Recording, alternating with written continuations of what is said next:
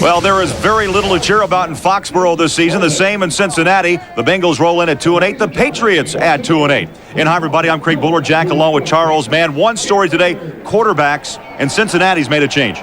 Yeah, Dick LeBeau feels like Scott Mitchell gives his team the best chance at winning, and it gives Achilles Smith a chance to sit back and reflect on his season. No change in New England. Drew Bledsoe will play today. Their concern, though, is his right throwing hand. And that's what Drew Bledsoe's concern is, his throwing hand. He injured his thumb 2 weeks ago. His accuracy is a little off, but at 80%, he's better than a lot of quarterbacks in the National Football League. It's Cincinnati and New England. CBS Sports coverage of the National Football League will continue after this word from your local station. While America anticipates the selection of its next president, we turn our attention to the Cincinnati Bengals, who have elected a new leader. Scott Mitchell was voted into office this week after an unsuccessful term by Achilles Smith. Welcome back to Foxborough Stadium, Foxborough, Massachusetts, Cincinnati, and New England. The Patriots won the toss and chose to receive. And to kick off will be Neil Rackers, a rookie from Illinois. And back deep to receive is Kevin Falk and Tony Carter. Now New England comes in at 2-8. And the Cincinnati Bengals at 2-8. New England lost their first 4. Cincinnati off to a rough start, losing their first 6. And today it's all about emotion. Both coaches demanding that from their teams. And Rackers has it teed up and ready to go.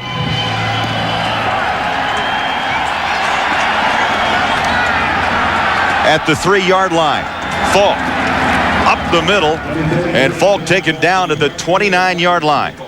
Out here, his 30-yard line.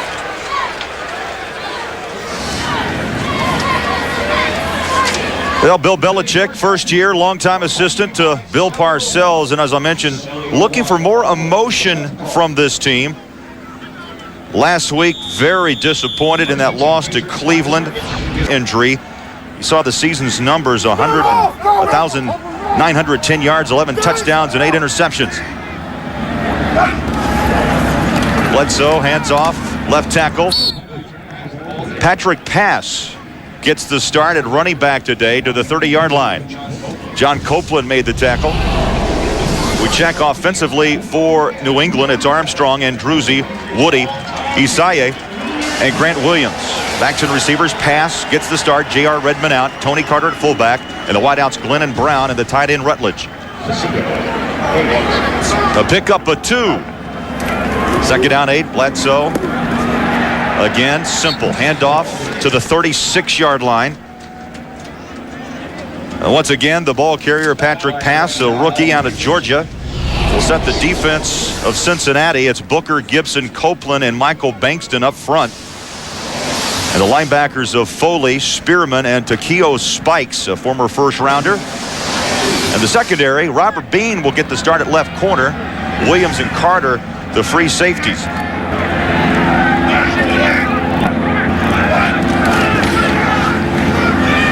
Play action. Bledsoe throws out of bounds. Now, is that the thumb or just a bad pass? You know, when you're trying to roll to the right and throw to the right, as you see Bledsoe, he's upset with himself. He had a man wide open down the field.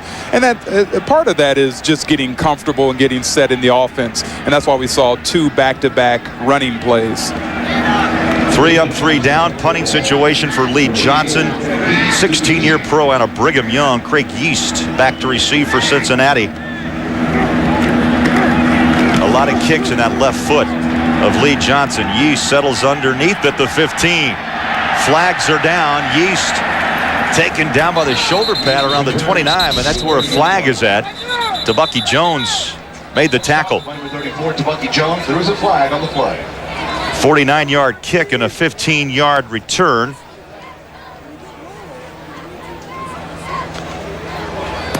Holding the call, Bernie Kukar, our referee this afternoon. Holding 27 of the return team during the run back. That's a 10-yard penalty, first down. Well, Dick LeBeau took over September 25th for Bruce Coslett. And like Belichick, Charles, he wants discipline. He wants discipline with this football team in Cincinnati. And the quarterback, Scott Mitchell, 11-year pro out of Utah, has made stops in Miami, Detroit, and Baltimore. You know what he told us?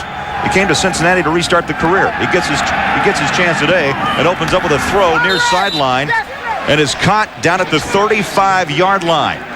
And it's Craig Yeast. 20-yard pickup, as we said, Yeast and the tight end, Tony McGee. Mitchell stands up in that pocket, throws, connects. Danny Farmer. So Cincinnati, Charles, comes out throwing back-to-back first downs for Mitchell, who gets a start today for Akili Smith. And Corey Dillon gets the carry up to the 46-yard line, knocked down by Bobby Hamilton. How about Corey Dillon? What a great year, 4.8 yard per average, and of course still so many folks talking about that 278-yard run performance against Denver back in late October. You know, he told us last night that he wants more balance in the offense. Don't just hand him the football over and over again with 8 and 10 men in the box. Well, he might have to get used to it today because he gets a second back-to-back carry to the 42-yard line. Mitchell again on a stop. Corey Dillon out of Washington, second round draft pick back in '97. He's a durable, just a prototype halfback at 6'1", 225. Third down and 2 for Mitchell and the Bengals. Warwick in motion. Mitchell, the left-hander, rolling to his left, throws incomplete. Yeast, the intended receiver. That brings up fourth down for Cincinnati. You know, you need 2 yards, third down. You got a great running back in Corey Dillon, and you roll out and pass the ball. Makes you wonder a little bit about the play selection, but I believe that right now the key is to get Scott Mitchell in some kind of a rhythm, get him comfortable. Pope gets the kick away. Nice high hanger. Another flag comes out, takes a bounce and into the end zone. 42-yard boot, but a flag down at the 22-yard line. You know, Daniel Pope was in a little altercation before the game started. Threw a football at Larry Wiggum. I don't think, you know what, Charles? I think both coaches are fine with that. They're looking for emotion from both the Patriots and the Bengals. Holding 31 of the return team. By rule, because of the touchback, we'll move it back 10 yards to the 10. First down. No, Teddy Bruschi told us he was the lowest point of his career last week. We'll take a break. Scoreless in Foxborough. We'll be back. Oh, we talked about Bruce Armstrong being durable, the left tackle for the Patriots. How about Bledsoe? In his career, Charles only missed 6 games because of injury. And a lot of talk about the thumb, but he told us, you know what, my philosophy, if I can play and be effective, I'm going to be there. And I think that's important for your quarterback. And it would be easy for Bledsoe to say, hey, we're 2-8. I'm bailing. Well, he missed his first pass, comes back on the second offensive series and connects around the 21-yard line. Rod Heath made the tackle. Terry Glenn. First down for the Patriots. Look at Terry Glenn, 5-year pro out of Ohio State, a former #1 rounder back in '96. I would think for Bledsoe, it's going to take a couple of series in this. It's not frigid by any means. Just chilly here in Foxborough, just to warm up. Hand off to Patrick Pass. Loose ball. Let's see if the whistle had blown. We'll mark him down at the 33-yard line. Chris Carter, the strong safety, made the tackle. And that's Patrick Pax, Charles. You know, Kevin Falk not playing, or J.R. Redmond not playing. Kevin Falk having the fumbleitis. Patrick Pass only 1 carry coming into today. And, you know, that shows the confidence that this Patriots team have in their young running backs in Patrick Pass. It was interesting as we saw the replay there. What you saw again and what's been the Achilles heel of the Cincinnati Bengals defense is missed tackles. Pass grinds to the 38, and Spearman made the tackle. Past just 22 years old, out of Georgia. 7th rounder. Well, you know, they don't always get it right. First rounders end up on the bench, and 7th rounders end up playing because they have more heart, and that can't be measured a lot of times by the things they have you do, running and jumping and those sorts of things. 4 carries, 23 yards. Bledsoe back to the air, but flags are down. The catch by Glenn, and Bean chased him out. There's 2 flags on the far side and 1 to the near side. Looked like defensive offsides to me, and if it was... Offside, 96 defense. Penalty is declined. First down. Yeah, you get a free play. You see there, top of your screen, Vaughn Booker jumps. And a good job by the Patriots offense continuing to run their play. They don't stop. You never jumped off sides once, did you? Every time I did seem like I was jumping, I was pointing at the offensive lineman. 1st and 10, New England from the 45. 3-step drop to the sideline. Nice grab by Glenn. So right now it's Bledsoe and Terry Glenn teaming up for 3 receptions on this drive. 9:20 and counting left here in Foxborough first quarter. And you see the rookie Robert Bean, number 49, given way too much space to Terry Glenn, and that play will be open all day unless Bean gets up and jams him. You see how far number 49 is away from Terry Glenn there. Patriots mixing the pass and run very well as passes taken down by Carter. Glenn, by the way, with 3 catches from Bledsoe for 27 yards. You talked about Robert Bean gets the start. His last start being a rookie was against Clemson in the Peach Bowl. And pretty big game. Yeah, and the nerves this week, I can just imagine. Yeah, you know, he told us that he gets real excited, and Takeo Spikes is always there to tell him to calm down, settle down, you're all right. And I think for this kid, this is a great start for him. It'll be a great opportunity going against last week. Double tight set. Bledsoe looks like when he stepped back from center was stepped on. Right. And went down at the 49 of Cincinnati. What happens there is there have been some fumbled exchanges. And so on the fumbled exchange, the quarterbacks tend to pull out too soon. And this was a product right here of pulling out too late. The offensive lineman, Joe Andruzzi right here, right there. You see his foot as they're doing a slide protection. This trips Bledsoe up. 2nd down and 14. Bledsoe stands up, going deep ball. As a man along the far side, incomplete, and it was Terry Glenn. Bledsoe, you can see very not frustrated. I think, again, trying to have control of that thumb. Has velocity on the football, but how about control? And look at Bean's coverage here and how much space he's giving. But on a play like this, a go route, he makes up the difference right there, and a good play and keeping Terry Glenn out of the middle of the field and running him out of bounds. They're going to attack Robert Bean. Bledsoe said, hey, he's a young guy. We've got to test him, and we'll test him early. Well, the Cowboys attacked Tom Carter last week, and one reason why he's not getting the start today was beaten several times. Bledsoe pedals back, trying to set up the screen. He does, and good coverage by Cincinnati. I'll tell you, Takeo Spikes stayed home and did a terrific job, and now late flags in.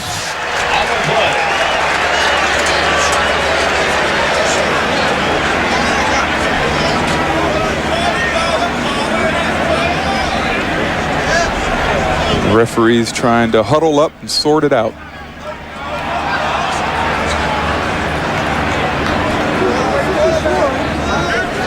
Interesting, both of these head coaches. Pass interference, 81 offense. Penalty is declined, 4th down. Both of these head coaches are also defensive coordinators, which is kind of interesting. That was Tony Simmons.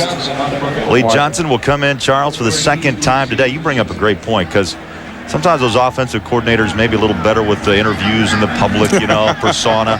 But the D coordinators, boy, I tell you, they give you that scowl. They always have a scowl on their face. Johnson, ooh, nice punt. Turns it over. Fair catch by Yeast at the 11-yard line. At the 11.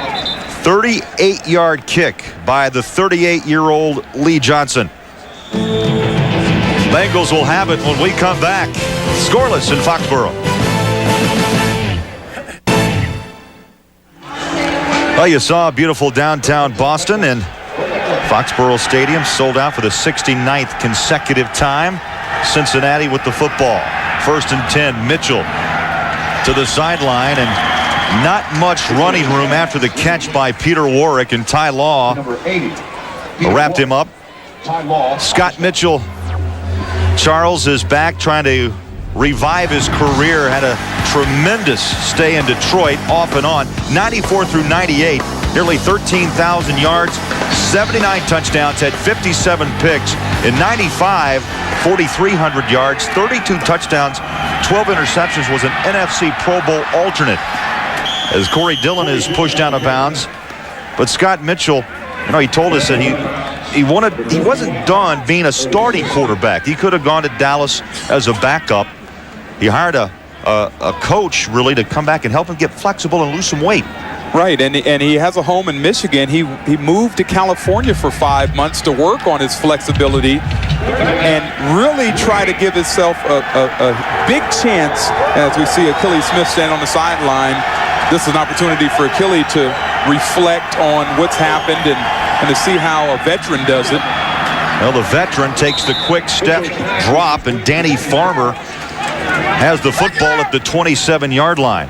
Achilles Smith, I think, too, Charles, I don't know how you think he'll handle this, just a second-year pro out of Oregon, but I don't think Dick LeBeau wants to try to hurt the psyche, but just reflect, absorb. Look what Scott Mitchell, who's been in this league 11 years, does on the football field. Right, and some of the offense, the Cincinnati Bengals couldn't run because Achilles just wasn't ready for it, whereas now they can open up the offense more. A lot more quick passes, three-step drop, which we've seen already in the first 2 series that the Bengals had the ball. Well, Bruschi made the tackle at the 30. Mitchell off to a fine start. 4 out of 5 for 50 yards. It's the quick stuff, as you mentioned, Charles. 2 3-step drops, maybe a quick roll to his left, but they like to hit the hot slant.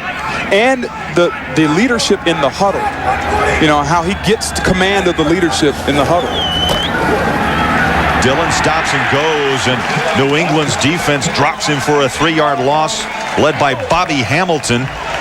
You look at Hamilton, 6-year pro out of Southern Mississippi.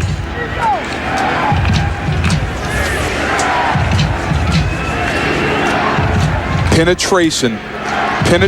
They know Corey Dillon likes to run the football up the gut, and Bobby Hamilton does a nice job of getting off the tackle and getting penetration behind the line of scrimmage. 3rd down and 11. Mitchell will drop back to the shotgun. 5 minutes left in this scoreless opening quarter. Mitchell looking downfield, sideline, has a man caught and brought in by Yeast. And a 1st down. It will depend on the mark. It's going to be close, around the 38-yard line. Otis Smith, the left corner, made the tackle. And now you talk about tight coverage right here. Otis Smith has really nice tight coverage. Yeast does a great job of getting separation. Well, actually, Otis Smith slips, so that causes separation, and then fighting for those extra inches to try to get that 1st down. I believe it's a 1st. Now they're going to have to bring the chains from the far side of the field as Craig Yeast made the catch. How about Otis Smith, 35 years young, still playing that right corner position. And playing it well, playing it real well. You saw that tight coverage. It's interesting, 10 games in, and Craig Yeast has 13 receptions, now 14, but no touchdowns on his season. No touchdowns. Achilles Smith has not been able to get the ball in their hands and get them in the end zone. This is a staggering stat. Cincinnati has not thrown a touchdown in 6 games. Yeah. Charles, and that equals out to 27 quarters. Right. It's amazing. And partly they've been able to run the ball with Corey Dillon, and that's been saving them a little bit, but they haven't been able to put points on the board. This time Brandon Bennett gets the call. Loose football picked up. It's Otis Smith. Otis still rumbling to the 30, on his feet to the 29-yard line. Nick Williams delivered Looks like he got hit. Notice Smith picked it up. And turnovers have been a big key for this Patriots defense. They've gone 4 games without an interception. You need turnovers, especially when you're in games every week like the Patriots have been, but yet not enough plays, not enough big plays to win it. You see where he strips the ball. This is why gang tackles are so important. That's Lawyer Malloy, 36 with the strip, and Smith recovered. New England will have the football at the 29 when we come back. 4:22 left in this first quarter. And New England, after the recovered fumble, will start at Cincinnati's 29-yard line. 1st and 10. Bledsoe under center. 5-step drop, throws, sideline incomplete. Patrick Pass, the intended receiver. You can again for the 3rd time, you can see the frustration. Let's go back to New York City for Buffalo and Kansas City. Here's Jim Nance. Well, Bowler, let me show you what happened on the opening drive of the day. Buffalo goes 71 yards with Rob Johnson now starting for Doug Flutie, and he connects with Eric Moulds for an opening touchdown. Let's go back now to Craig and Charles. All right, thank you, Jim. Kansas City off early with a nice start, but struggling. It's rare you lose or get behind at Arrowhead. Tough place to play. Timeout, New England. That's their first charge timeout. Bledsoe calls timeout. We'll take a break. Scoreless. Back after this. Well, could it be? You never know.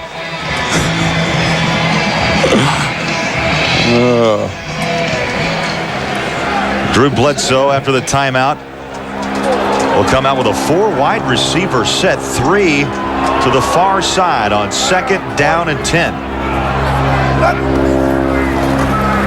Bledsoe, the quick drop, throws underneath, and it's caught by Troy Brown.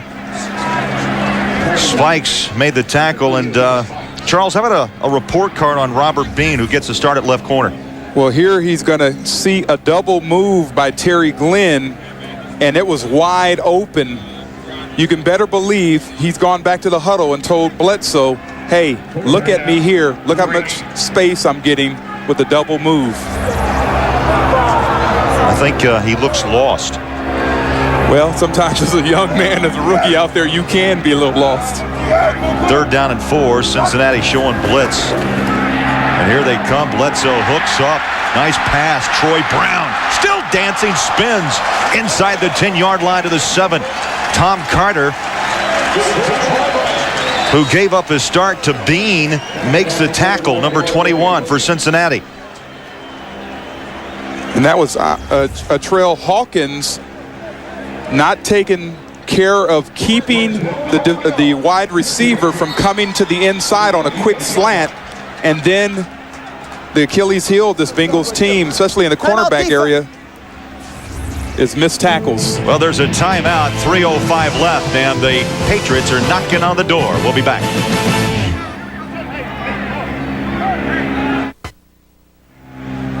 Craig Bolerjack, Charles Mann back in Foxborough. You look at New England, Charles, in the red zone. 32 opportunities so far this season. They've come away with 14 touchdowns, 10 field goals. However, they've had 2 turnovers in the last 2 games inside the 20. Bledsoe, the handoff, and inside the 5 rumbles Patrick Pass. Good hard running, following his lead block by the fullback, and just stays active, gives himself a chance to get to the end zone. The young man is doing pretty well. Number 67 is an eligible receiver. 67.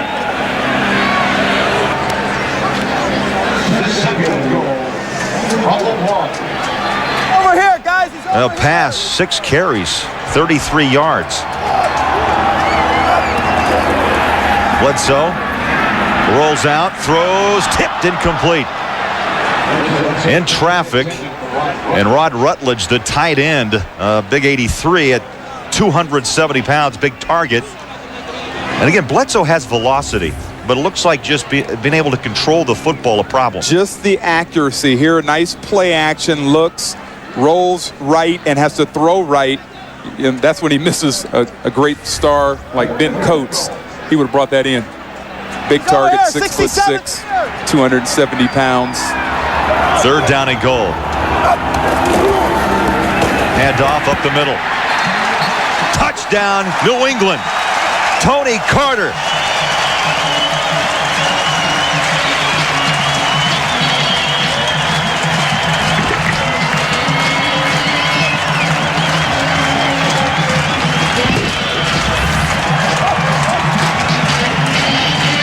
Good hard running, lead play, right up the gut.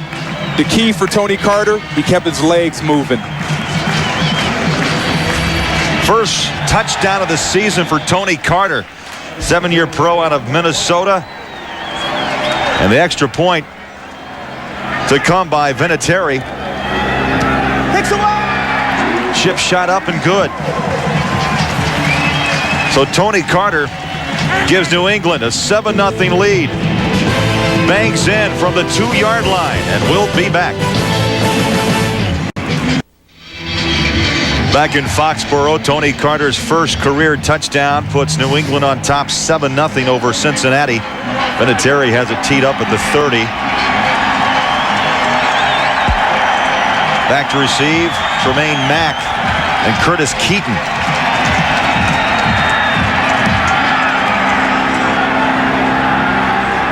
On the run at the 13 is Mack up the middle. And Mack tackled down in a pile at the 33-yard line. Let's go back to Jim Nantz in New York for an NFL update. Jim?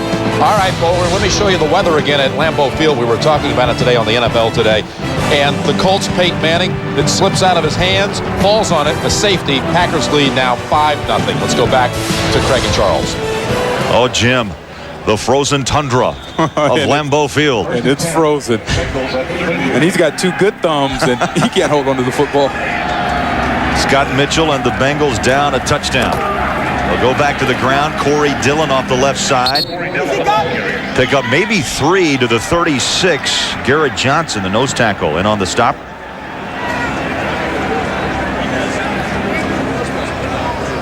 We'll get live updates for each NFL game as it happens. Just click on live scores at cbs.sportsline.com.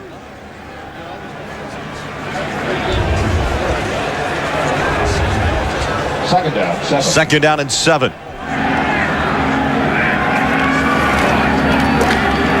Dillon again. Pops through near a first down at the 43. Lawyer Malloy in on the stop. Two-time Pro Bowler Lawyer Malloy at the strong safety spot.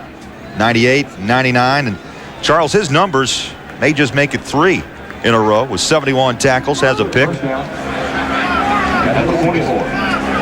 He leads the team with those 71 tackles. He also has 3 forced fumbles. Under a minute left in this opening quarter. Mitchell wants the deep ball. Throws it up on the run. Over the shoulder and complete. Right on the hands of Craig Yeast, but great coverage again by Otis Smith, the right corner. You have to have that makeup speed as a cornerback. You can be burnt, or you can get some separation on you right there, as Otis Smith is behind Craig Yeast. But when the ball travels in the air, he has the makeup speed and makes a great play on the ball. A lot of cornerbacks struggle with making a play on the ball. They can have great coverage, but can't jump at the right time. Second down and 10. Dillon wrapped up, breaks out of the tackle, and leans back to the 47-yard line. 2 yards the hard way. Brewski, who was shaken up earlier, back in for the stop. And Willie McGinnis had a tackle for a loss, but couldn't wrap up. He's back after straining his calf muscle and was out last week. Final seconds of this first quarter. Ticking away. That is the end of the first quarter. Scott Mitchell will trot off. Bengals trailing New England by 7. We'll be back.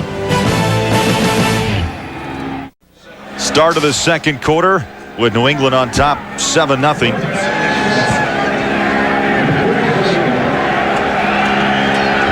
Third down for Cincinnati. Sidearm throw incomplete. And guess who was on coverage? Otis Smith. Right on the back of Danny Farmer. I'd say that was an Otis Smith kind of drive there on the defensive side for New England. He did a great job of not letting the receiver have the inside to run that quick slant. And he's playing textbook cornerback right now. He's doing everything right. Daniel Pope, his first punt covered 42 yards. Another good one. High hang time. Takes a bounce at the 5. Still rolling inside to the 2-yard line. 52 yards. They mark it at the 1, so New England will start backed up. All right, there's the head coach, Bill Belichick. What's a recount, Charles? Okay. And here we go. I tell you, the first, look at this. Week 1, Tampa by 5. Jets, week 2 by 1. Miami, week 4 by 7. Colts by 7 in week 8. And Buffalo by 3 in week 10. It was definitely close. Oh, does he want James Baker or Warren Christopher? They got their own Chad Eaton. I don't know. To this election process. Craziness. Hey. 1st and 10. New England from the 1. Bledsoe nearly stumbled. And a good job getting out of the end zone by Tony Carter. And he almost missed the exchange. Didn't get around quick enough to get the ball to Tony Carter, and Tony Carter did a good job of waiting to make sure he had the ball in his hands before he took off. Bledsoe stumbles, gets the ball up. Very nice job, you're right, of getting out of the end zone. Tony Carter, that would have been 2-point safety. Hey, Charles, going back to New England and how tough to start. First, they lost their first 4, an average of 5 points. 2nd down and call it 9. Flags, a jump on Cincinnati's left side. Actually, I believe that was offsides. I mean, illegal procedure. We'll get the call from Bernie Kukar. Ball start. 76 offense. Half the distance to the goal. Still 2nd down. Grant Williams, the right tackle. Now, how do you measure that off? Half the distance of the goal line. It's probably a penalty of about 6 inches. It won't hurt him too much. You see there, 19 offensive penalties, fewest in the National Football League. It's the other penalties on the defense and special teams that have hurt this team.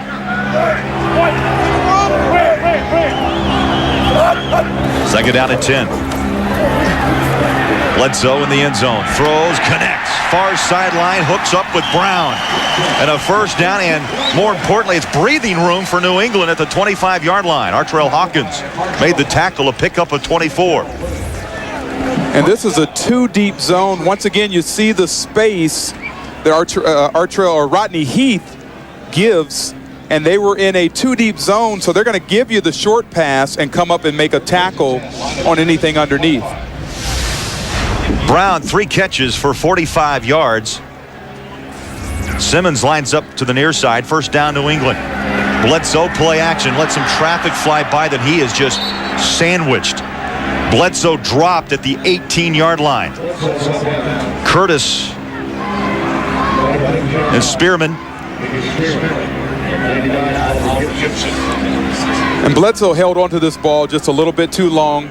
His first receiver wasn't open. He pulls it down, and then he takes his eyes off of downfield and tries to find a place to land. Boy, sacks a problem before today. 37 given up by New England. You see Cincinnati, there were 36. Do the math, Charles. That's about 4 per game for New England. And it'll get your quarterback hurt. Bledsoe on 2nd down, throws it out to the flat, caught by Pass. Pass turns on the Jets, near a 1st down to the 34-yard line. Rod Heath made the tackle. Boy, for a 7th-round pick out of Georgia, Patrick Pass has been very effective on the offensive side for New England. And this is a textbook screen. Offensive lineman out on the break, making blocks down the football field. And Patrick Pass is doing an excellent job running with the football, catching the football. Looks like Rodney Heath is down. Second-year player out of Minnesota. It's a tough game for a 5'10", 175-pound man. There's a timeout. New England up by 7. On the move. We'll be back.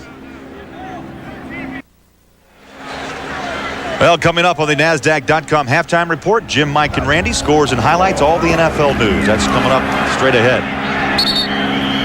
Reaching for the first down, Carter spikes in on the stop. And I don't know if he got that first down. You know, they take the measurement where the ball is. His head looked like it got over the 35-yard line, but I don't know if the ball did, and it looks like they're spotting it short.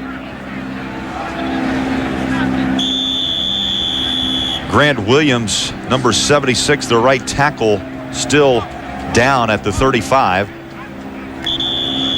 And with that, we'll take another break. 11:54 left in this second quarter. New England by 7. And back in Foxborough, sellout crowd, but yet I don't know if they're sitting on the hands. I just don't feel much emotion in this building. Lee Johnson in to punt for the third time. Craig Yeast back at the 20-yard line.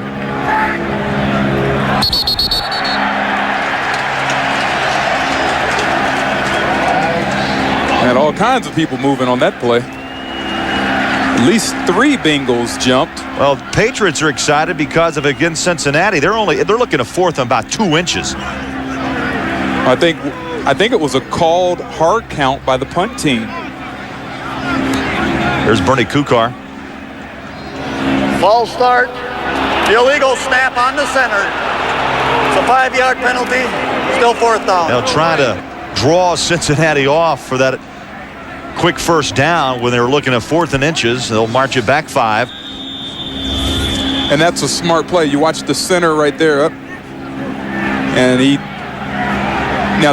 it's the head fake that they're calling him for.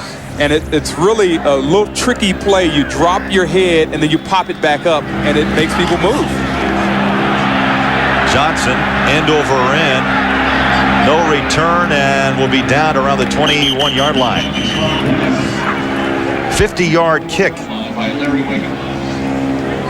Well, Monday on CBS when Florence Henderson cooks Thanksgiving dinner for the King of Queens. Let me tell you this, it ain't the Brady Bunch. No, sir. Kevin James stars in an all-new King of Queens. That's Monday right here on CBS. That'll be nice and funny. I bet you can eat 2 turkeys. I eat my share. I bet you do. Sure do. Scott Mitchell and company. 1st and 10 from the 21. Sidearm sling connects. And some big yards to the 31-yard line. Peter Warwick. And tackled by Ty Law. So a pickup of 11, and so Cincinnati gets a first down at the 31. And I would think that the Bengals would want to get Peter Warwick involved into this offense as quickly as they can. He's been a great blocker, but he's had some drop balls, and he has not played up to the expectations so far of at least himself. Back to the ground. Corey Dillon slices for a few at the 36. A pickup of 5. Greg Spires made the tackle. You wonder if he's going to be back next year, Corey Dillon. Well, that's the question in Cincinnati, isn't it? It's a big question. The sense I got after talking with him last night is, you know, I'm going to listen to all offers, but I want out of Cincinnati.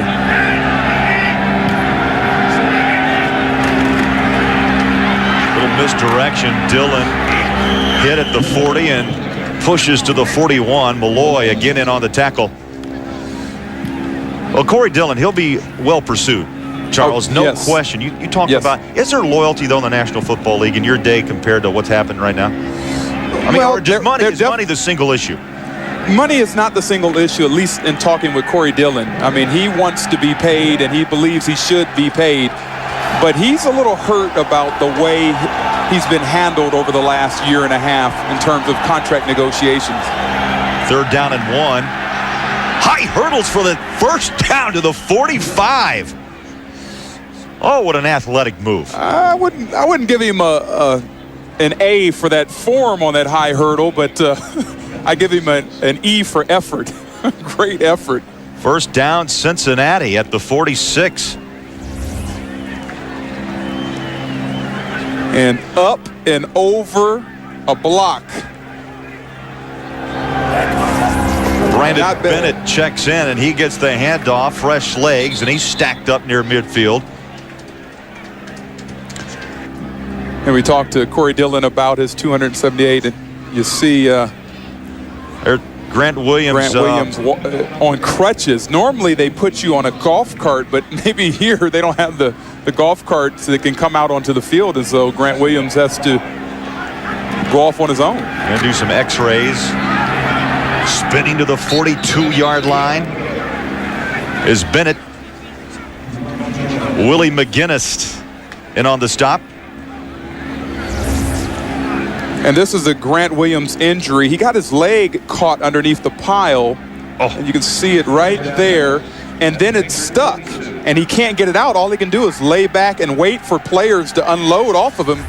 And they stayed on him for a long time. Mitchell throws to the 25, and it's caught and pulled down by Warwick. Ty Law on coverage. Scott Mitchell's put together a couple of nice drives here in this opening half with 8 minutes left. And you see him rallying the guys, clapping, getting them, trying to get them into this thing, saying, hey, let's stay in this. We have a chance. Let's get Peter Warwick involved in this. Don't use him as a blocker. As you see, 7 plays, 55 yards, and 3.5 minutes used. Mitchell 7 of 10 for 89 yards. Back to the ground. Dillon breaks a tackle, throws out the stiff arm, and is taken down at the 17-yard line, and trying to pull apart Malloy and Corey Dillon. How strong is Corey Dillon? Look at the guns. He's pretty strong. I'm impressed with Lawyer Malloy saying, no, you're not going to do me like that. Corey Dillon works to the outside. There's nothing in the middle. He keeps going, keeps his legs moving, stiff arms, and that stiff arm actually went to the face of Lawyer Malloy, and Lawyer Malloy wanted to let him know he didn't appreciate it. Bengals on the drive at the 15-yard line. Dillon again gets the call. Stacked up maybe a yard to the 14. And guess who? Malloy pushed down the pads one more time. Oh, yeah. Corey Dillon impresses me. He's a very patient running back. A lot of times holes don't just open right up.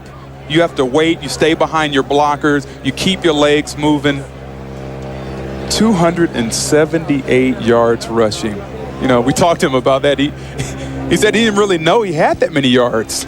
He didn't know he was on pace to break the record. He kept looking up on the big screen, and he didn't believe what he had saw. Missed the first down by the length of the football. You know, by the way, Charles, that jersey and the cleats, Hall of Fame. Yeah.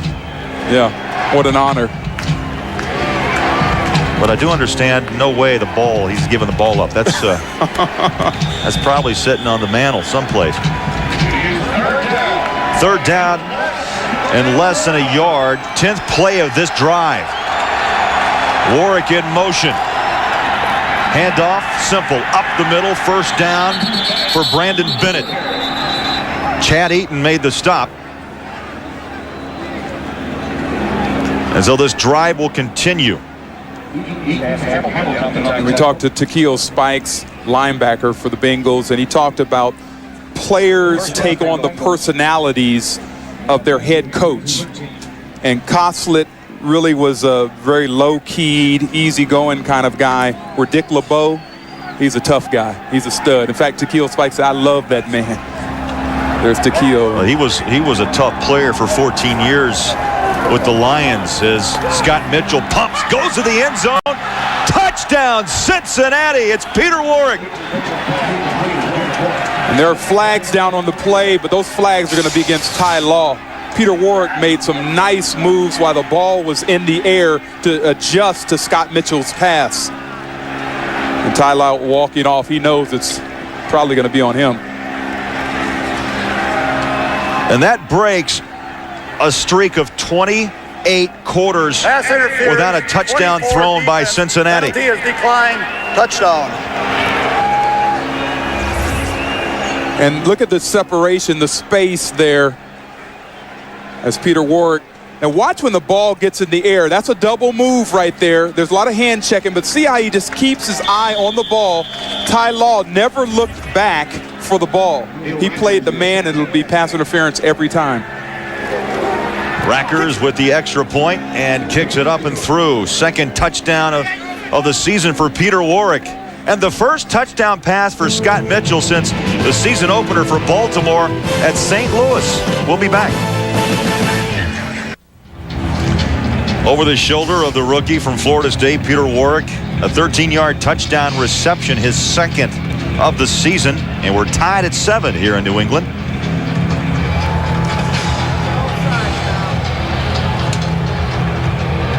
Rackers to kick. Tony Carter pulls it out of the pile and takes it to the 31-yard line.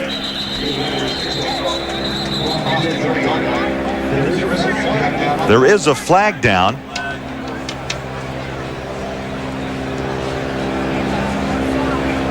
Offsides. Ooh, the dreaded offsides on a kickoff.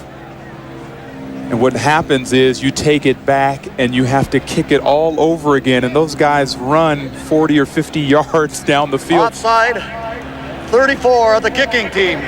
5-yard penalty, re-kick. Boy, you do not want to hear the re-kick. A lot of times you won't get the same effort from your kicking team running down, sprinting 50 yards, and in this case, another 55 yards, and then go down and make a play. This is a lot of times what happens in these situations is there's a big return. Peter Warrick still being congratulated. It's been a long time coming for a touchdown throw in Cincinnati.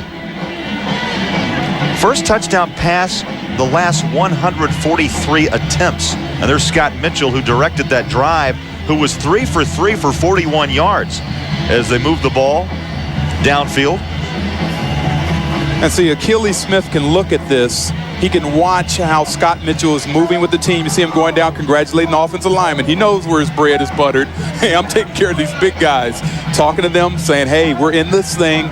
We can win this football game. We need that kind of effort. Let's keep it going. I mean, you got to almost be a cheerleader, if you will, on the sidelines, trying to make sure you keep, especially with a team 2-8 and really hasn't had any kind of, winning in several years in Cincinnati. Well, the re-kick from the 25-yard line.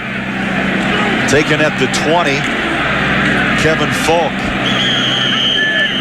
And after all that, maybe about 3 yards after the re-kick is the pickup for New England. Timeout. Warrick doing his dance, and we'll be back.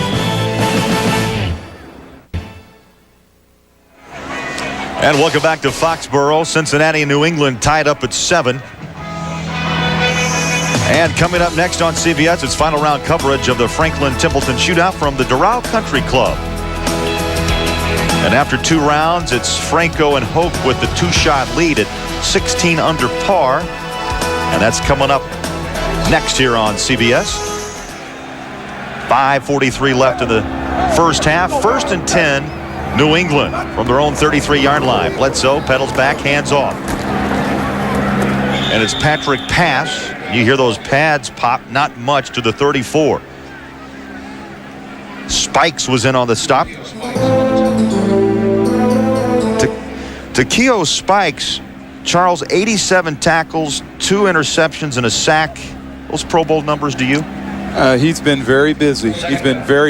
And there's not a lot of linebackers in the AFC making a bunch of noise. Yeah, I would definitely consider him for the Pro Bowl. He's going for 3 straight 100 tackle seasons.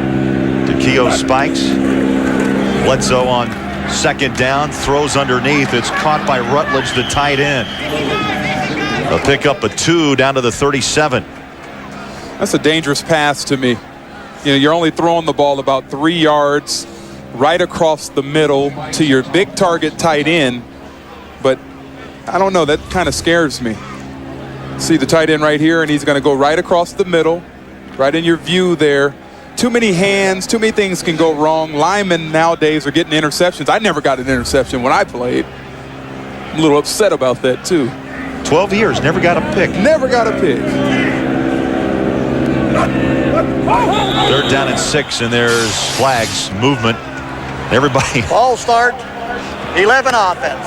The 5-yard penalty, still 3rd down. Drew Called Bledsoe. it on the quarterback, huh? Well, everybody points fingers, and Bledsoe just kind of ducked his head and walked back to the huddle.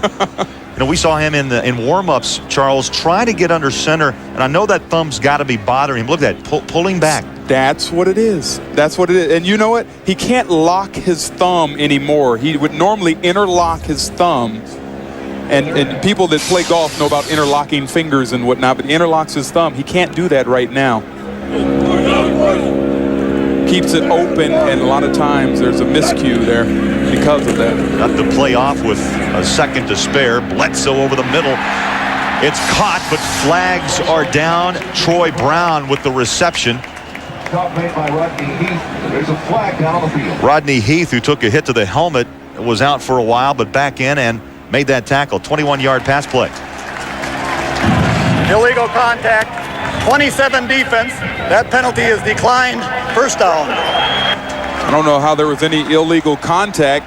I didn't see a Cincinnati Bengal when the ball was caught. You see a Cincinnati Bengal in the area. There's our Trail Hawkins right there. And what he does is he has contact more than 5 yards down the football field, and that definitely was a legitimate call. 1st and 10, New England at the 48 of Cincinnati.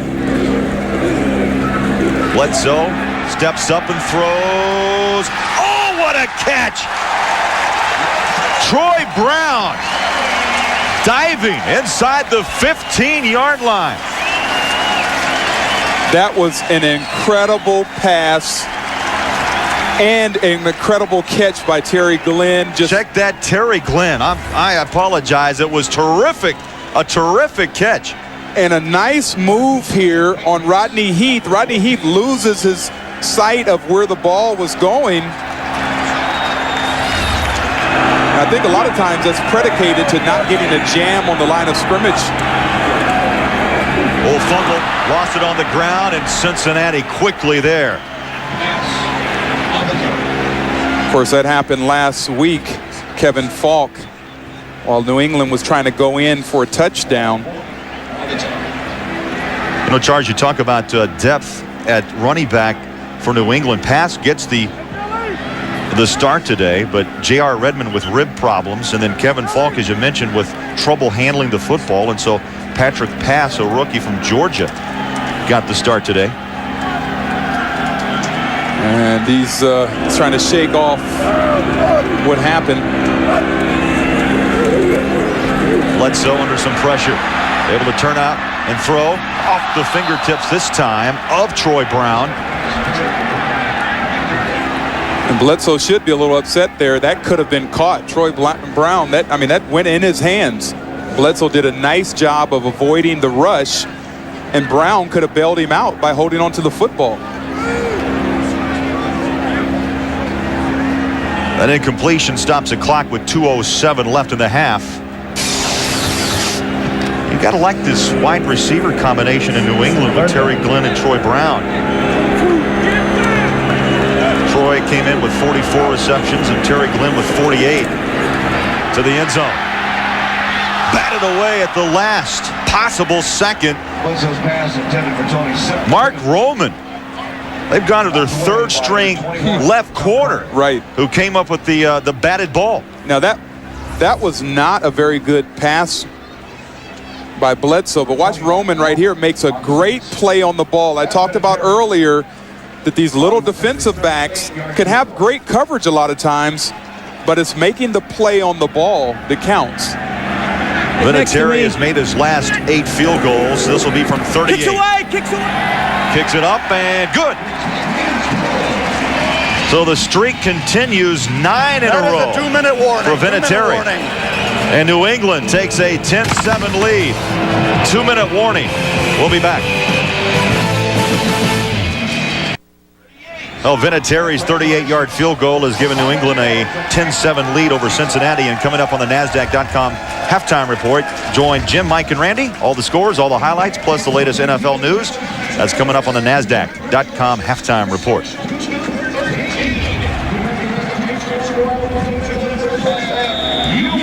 Vinatieri has it teed up at the 30. And it's Mack and Keaton back for Cincinnati.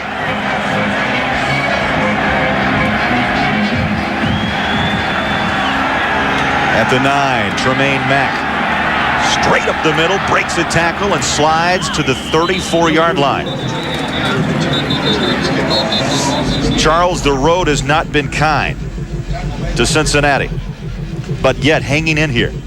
The biggest thing, 3.6 points per game. The turnovers, yeah, the turnovers is bad, and they're 27th in the NFL on the turnover ratio with a -10, but 3 points, you got to score points. And I think that's why we see Scott Mitchell in there today. On the road, you said less than 4 points a game. They've doubled it.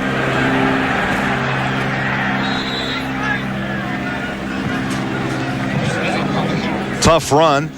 Brandon Bennett, and he's tackled by Malloy, and Willie McGinnis, who missed last week, inactive because of a calf injury. Hurry up offense here. Minute 32 and counting. Mitchell, good protection, throws, and it's complete to the 41. Warwick making the catch. That's one of the pass plays that Achilles Smith really had trouble throwing, and that was the crossing routes coming over the middle where a player is running away from you. Scott Mitchell did a nice job getting the ball to Peter Warwick. 2 timeouts remaining for both teams, and Bennett chopped down around the 48. McGinnis again on the stop. That will move the chains. Under a minute left. Mitchell trying to guide this hurry-up offense. Clock management here. Cincinnati Bengals seem like they're taking their time. 1st and 10. Mitchell to the sideline. Right on the button as he made the turn out. Danny Farmer, and the ball was delivered at the 41. And that is timing, and that comes late in the year when guys have been working together with each other all year long. That's very impressive that Scott Mitchell has the timing with his receivers, and he's getting the ball to a lot of different receivers right now, and looking pretty good. Oh, look, 118 already in this half. And the season average was 107. Which is dead last in the National Football League. Mitchell, far side, little push and a bump. Incomplete, no flags, and the intended receiver was Warwick. Ty Law playing some blanket coverage. That's the skinny post. Mitchell gets that ball more towards the numbers to the inside of the football field, and Warwick, if the ball gets to the inside there, instead of over his shoulder, if it would have got more to the inside, if you could have put that on a string, which is easy for me to say up here, but that would have been 6. 2nd down and 10, 38 seconds left. Patriots coming with the blitz. Mitchell steps up and incomplete. And that, I believe, should have been a pass interference. It was the same kind of play that Danny Farmer and Mitchell ran before on Otis Smith. And this time Otis Smith holds on a little bit and says, no, I'm not going to let you get to the outside. I mean, he's played in the National Football League a long time. He's smarter than that. 11 years. 11 years is a long time. Especially at corner. 3rd down and 10 with 35 seconds left in the first half. Close game. New England 10, Cincinnati 7, trying to get into field goal range. Mitchell throws, complete. Big pass completion. And it's Tony McGee, the tight end. He ran down to make sure he got a timeout. That's smart. That's being smart. Timeout, Cincinnati. So Mitchell burns a timeout. 1st and 10 from the 25. We'll be back. 28 seconds left before half, and a big pass play to the tight end McGee from Scott Mitchell. Well, McGee is kind of the Iron Man of Cincinnati, making his 114th consecutive start. High snap. Mitchell, good protection, but the protection breaks down. Sidearms to the sideline. Incomplete. And Teddy Bruschi has to feel very, very upset with himself. Missing a tackle, a sack, if you will. Those don't come very easily. He's smiling at himself like, my goodness, what do I have to do? He told us yesterday that, you know, Scott Mitchell would hold on to the ball a long time and we would get some pressure. Scott Mitchell's a big guy now. He is a very big guy. You can't come in there and not bring it when you're going to try to sack him. Yeah, he's not going to fall down. 6'6", 240. And that's, you know, he's in good shape. Now, he was around 260 a year ago. He's dropped some pounds from the shotgun. Mitchell on second down. Throws, far sideline. Caught by McGee. Again, stops the clock at the 15-yard line. Smart play by McGee, the veteran, to get out of bounds with the ball.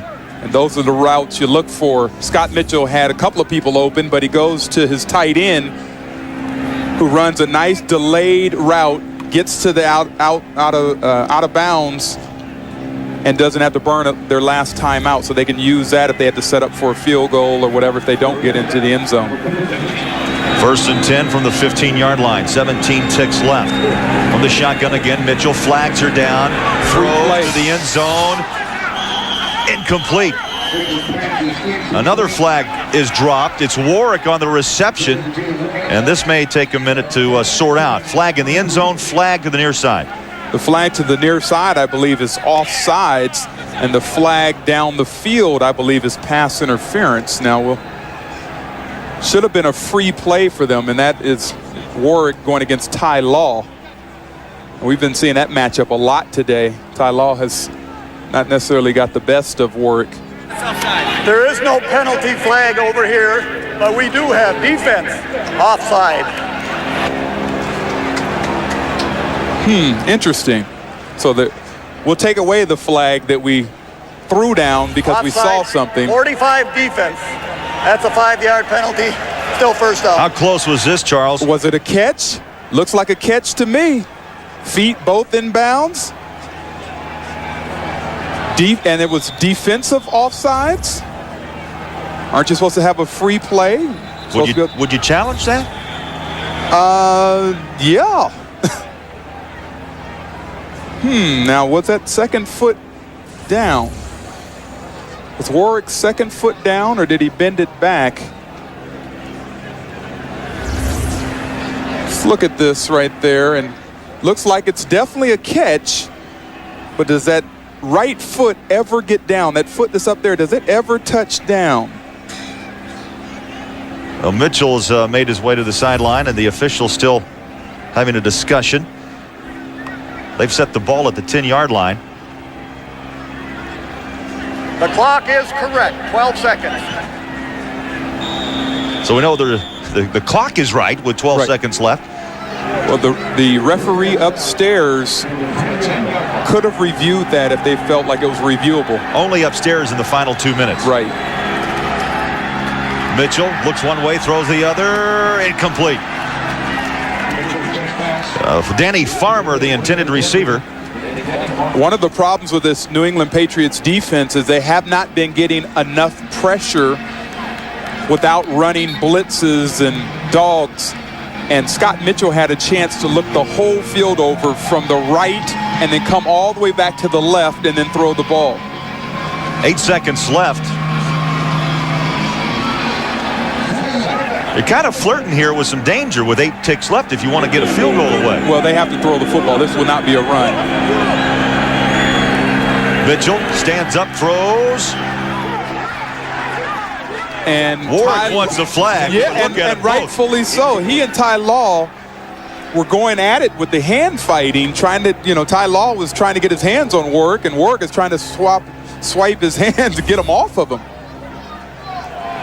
We see the eyes of Scott Mitchell. They come right into your living room right there.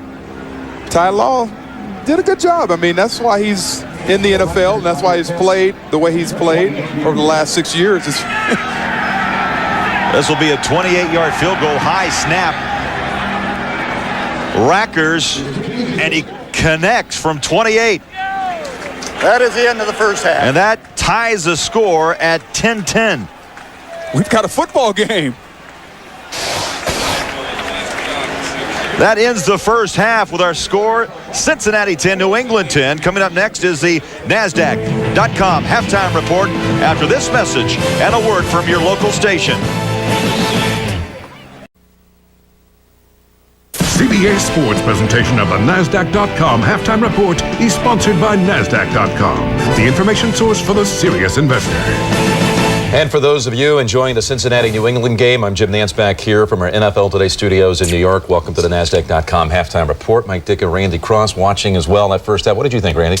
Well, Mike, you were all over it. This is two not very good football teams. But what we're seeing here is we're seeing a lot of passing of the football between Scott Mitchell and Drew Bledsoe. Bledsoe, in spite of having that bad thumb, is still throwing the ball very well. Got to throw it to beat this team. All right, the NFL's longest win streak, active win streak, 6 by the Saints, in trouble right now. In fact, big trouble, because not only is Ricky Williams out for the year, it looks like Jeff Blake as well. Yeah, he gets out of the pocket. Lance Johnson sacks him here, rolls up on his foot. You can see what happened. It turns under. He breaks and dislocates his foot, and he's going to be out for the rest of the year. How about Rich Gannon for the Raiders? It's exactly what Jerry Glanville talked about pregame. Avoid the rush, scramble, make something happen, gets the ball to Rison stretches for the end zone, they get a big TD on the play. Hey, Mike, with Blake out, Aaron Brooks is the Saints quarterback. He bounces back, first pass intercepted, right back to Willie Jackson, 53 yards for touchdown. 17-7, final minute of the first half down at the Superdome. Meanwhile, the Bills at Kansas City. Hey, look, right away with the Bills' opening drive, like Rob Johnson was going to do something really big here. Well, I mentioned the pregame show. The loser of this thing is out.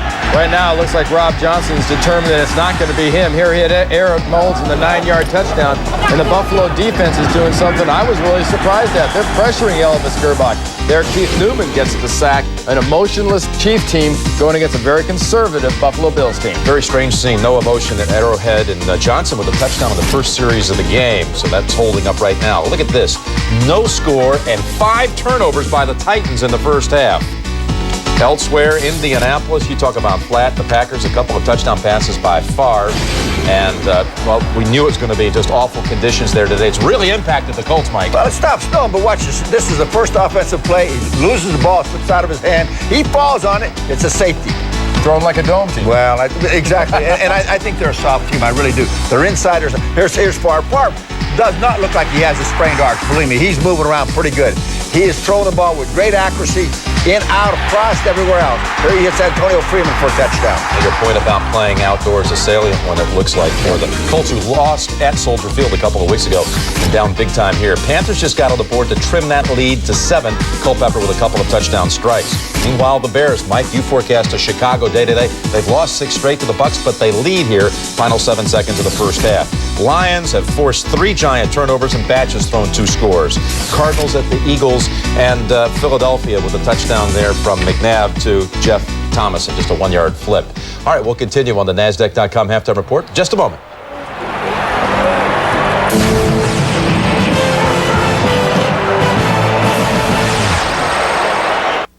CBS Sports presentation of the NASDAQ.com halftime report is sponsored by NASDAQ.com, the information source for the serious investor.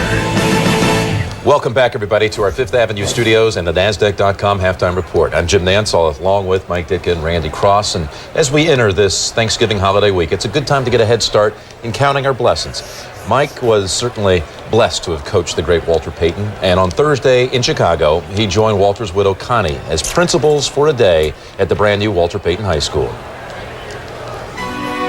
They called him Sweetness, a name which spoke to the very essence of the man. The coach and Connie visited the state-of-the-art high school that bears his name. It's decorated with tributes to his glorious football career and dedicated to the principles that guided his life both on and off the field. How much of Peyton's success was talent and how much of it was just hard work? There was a great statement that was made by a great coach one time called Vince Lombardi. And he said, the people who succeed in life are not always the strongest and the smartest, but those who will it the most. He had a great will. The will is a powerful thing. It can overcome a lot of things. Come on, baby. One more time. Knowledge and learning is a pathway to success, without which you have very little. And you're fortunate. I mean, this is something special. And I'm just proud to be here today. Thank you. Mike, I know you count your blessings for having known Walter Payton. What did that name mean to you? I'll tell you, I was so proud to be with Connie. I know Walter's looking down, and he's very proud to see it. This is a city, public school in the city of Chicago. This is the most advanced high school in the country. There's nothing like this. These kids are truly fortunate to have the opportunity to go to this school, Jim. Well said. By the way, we hope everybody will join us for a special holiday edition of the NFL Today this Thursday at noon Eastern Time. We're going to visit with Patriots quarterback Drew Bledsoe and his family, and they'll tell us all about Drew's foundation, which is dedicated to improving the lives of American children. And then at 12:30, Drew and the Patriots challenge the Lions in Detroit's traditional Thanksgiving Day game. And the NFL on CBS will continue in just a moment. CBS Sports presentation of the NASDAQ.com halftime report is sponsored by NASDAQ.com, the information source for the serious investor. It's a dead heat at halftime. Cincinnati and New England tied at 10-10. Craig Bolerjack back with Charles Mann here in Foxborough. You look at the passing, which was really at the quarterback position today, was a big story. Drew Bledsoe, conservative, 144 yards. Scott Mitchell, Cincinnati looking for a pass game, and Scott Mitchell came through 144 yards, and neither quarterback threw a pick. I'm impressed, and you know the big story so far in the first half has to be Scott Mitchell and the passing attack. Am I saying that right? The passing attack of the Cincinnati Bengals. Well, it's been a long time coming for a touchdown pass in Cincinnati, 6 quarters plus, but finally Scott Mitchell connects with Peter Warrick. And Peter Warrick is the guy that can make a lot of plays, running a double move there on Ty Law, and just watches the ball drop into his hands. He does a great job finishing the play. And then I don't know what he's doing right there. Is that the Las Vegas shuffle or something? He'll be shaking named. Some dice? He'll have a name for it by the evening. I guarantee you. And Charles, let's take a look at the first half numbers. You see the passing yards, 144 for Mitchell. Now officially 138 for Drew Bledsoe. What stands out to me there is the first downs for Cincinnati, 15-9. They have moved the ball well the whole day, and then the total yards, 217. The one problem, the turnover, the one turnover there.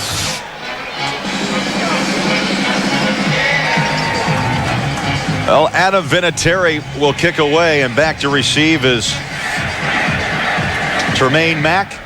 Underway, third quarter. Short kick at the 13, and it's Mack. Mack hits a wall at the 27-yard line, so Mitchell and company back to work. More like a Mack truck. Yeah.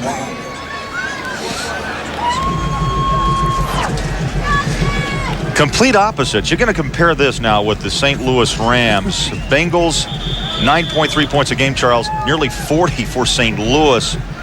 Oh, it's almost, is it Ram-like so far in this first half? Yeah. Huh? I wouldn't go that far. I agree. Corey Dillon taken down after the 1-yard run. Otis Smith. Terrific first half for Otis Smith. Called his name a whole bunch. Well, Corey Dillon has to be pleased with the Bengal offense right now. He wanted to see them mix up some runs and some passes, get the ball down the field so that he wouldn't see 8, 9, 10 men in the box. And he has not today. And right now, 14 carries, 50 yards, not bad. Mitchell again. Dillon hits a wall. Got back to the line of scrimmage. A gang tackle led by Brandon Mitchell.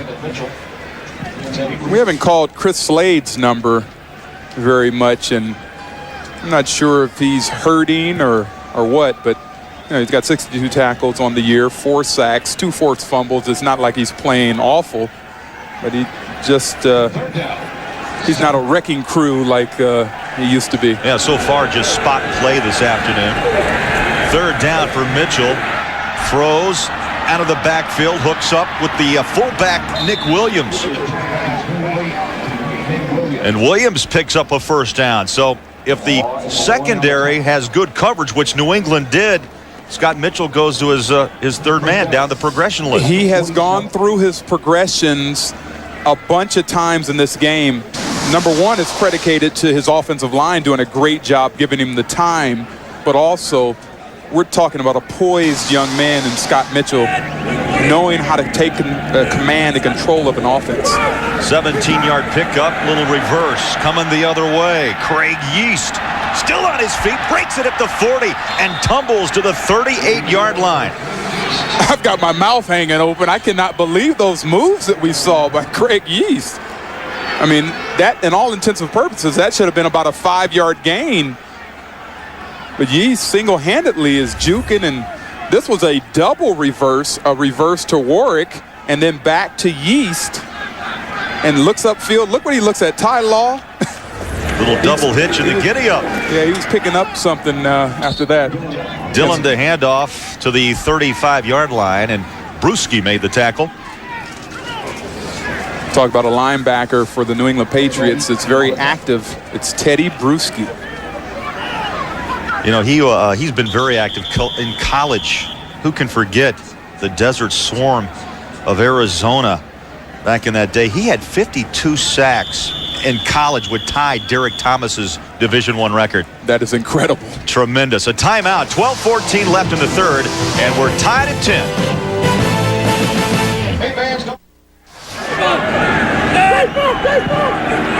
Second down and 7. There was an injury timeout, and O'Dwyer had to go to the bench. Mitchell back to the air and a sliding catch.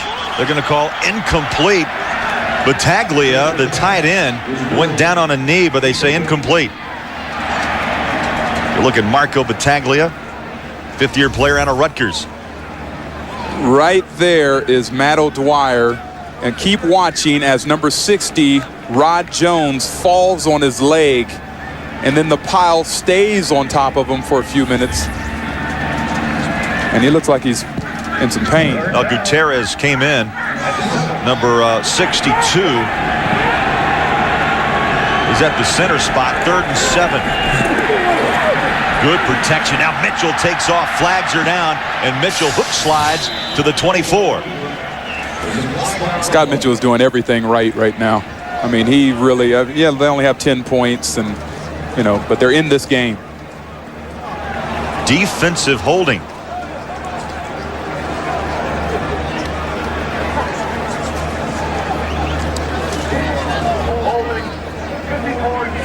We will add 5 yards to the end of the run. First down. Bruschi, Teddy Bruschi. You know, you can't, you know, go to the bank with this running of Scott Mitchell, but it is pretty effective when he needs it. I think he even was surprised. You saw a little grin as he came up off the field. Bruschi was whistled for the infraction. Double tight set for Cincinnati. 1st and 10 from the 19-yard line. Mitchell on the slant to Warwick. Ty Law has been kept busy, Charles, man. Yes, he has. And Peter Warwick, coming into this game, you know, one of the gripes on Warwick is, you know, he's dropped the ball 11 or 12 times. He has not had a drop today. He's been involved in the game. He hasn't had to do a lot of blocking. He's been involved in receiving catches, which is nice. That's why they brought him here. Clock running. He hits 11 minutes. Dillon stacked up, still working those legs to the 11. Oya Malloy and on the stop. And Charles, we look at scores around from New York, Oakland, New Orleans. Understand Jeff Blake, who's had a tremendous season with New Orleans, out with a dislocated and fractured foot. And that goes on top of the loss of Ricky Williams. That can mean doom for the New Orleans Saints. Cleveland and Tennessee in a battle, 7-all. And how about at Lambeau? Green Bay up by 19. Mitchell to Dillon. Good pursuit by New England. Drops in for a yard loss at the 13. And Spires led the charge, number 94. When you have injuries to your offensive line unit, it really does hinder the running attack. It hinders the quarterback being able to have the time to throw the ball down the field. And, you know, those guys work together each and every week. They know how to play with one another. And when you have one of the chain missing, one of the links in the chain missing, then it can stymie your rushing attack. Rackers will try a 30-yard field goal. Snap is down, the kick is away.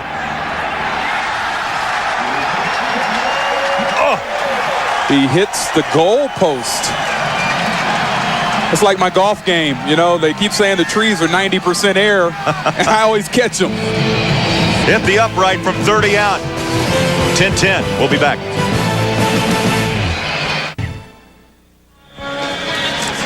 Welcome back to Foxborough. It's a little cloudy skies this afternoon. This isn't bad, though. Mid-November, you could get anything here. Yeah. Ice, snow, we're getting into Lambeau. Bledsoe comes out throwing. First offensive series of this half, and boy, nice grab up on the ladder, Terry Glenn. You know, emotion is what we heard from Bill Belichick. I want to see emotion. If you don't want to play that type of football, he'll make changes.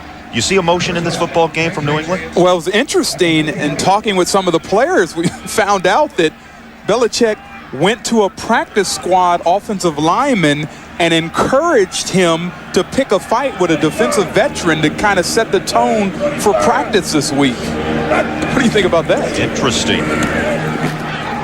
And again, flags come out. Players we talked to said, too, emotion's not going to be a problem here anymore. I mean, we got the message. So do we see emotion out there? I saw emotion in the first quarter. Holding, 83 offense. It's a 10-yard penalty, still first off. Well, it's been a hot topic, of course, local radio, television. I saw a couple of pregame shows this morning just talking about that. Come to play. Right, you're getting paid. Why aren't you here playing? And Belichick, you know, his job as a head coach is to have his players ready to play. And they didn't spend a lot of time on the Cincinnati Bengals this week. They spent a lot of time looking from within themselves. First and 20. Bledsoe, little pump. Now he throws sideline. Off the fingertips, incomplete. He wanted Terry Glenn. Well, tonight on 60 Minutes, why didn't a cop know before he shot and killed an African-American that the man he killed was also a cop? That's the question tonight, 60 Minutes here on CBS. These 60-minute shows have been fantastic. For years. Yeah, absolutely. 8:38 left, third quarter, 10-10, Cincinnati, New England, 2nd and 20.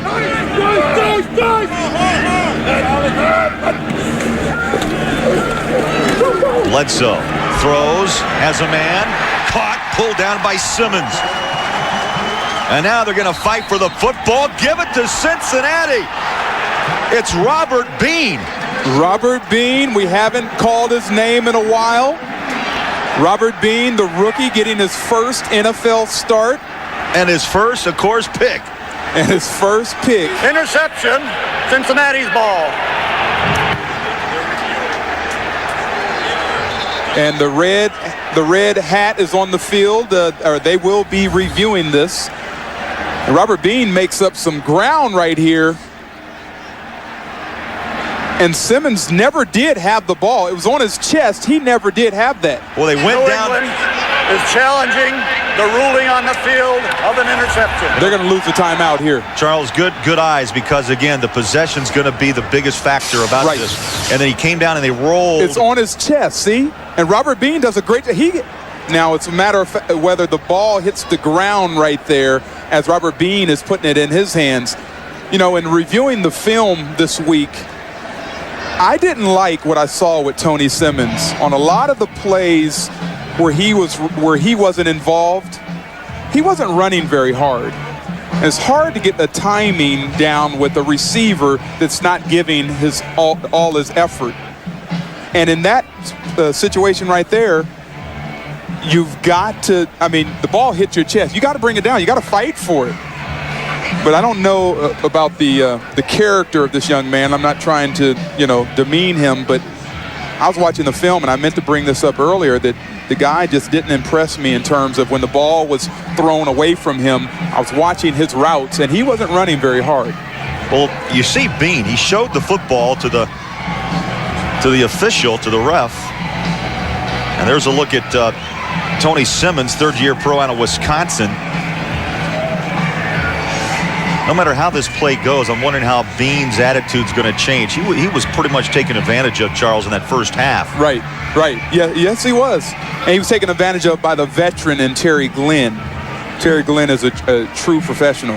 We should mention that the referee is looking at the same video that we have.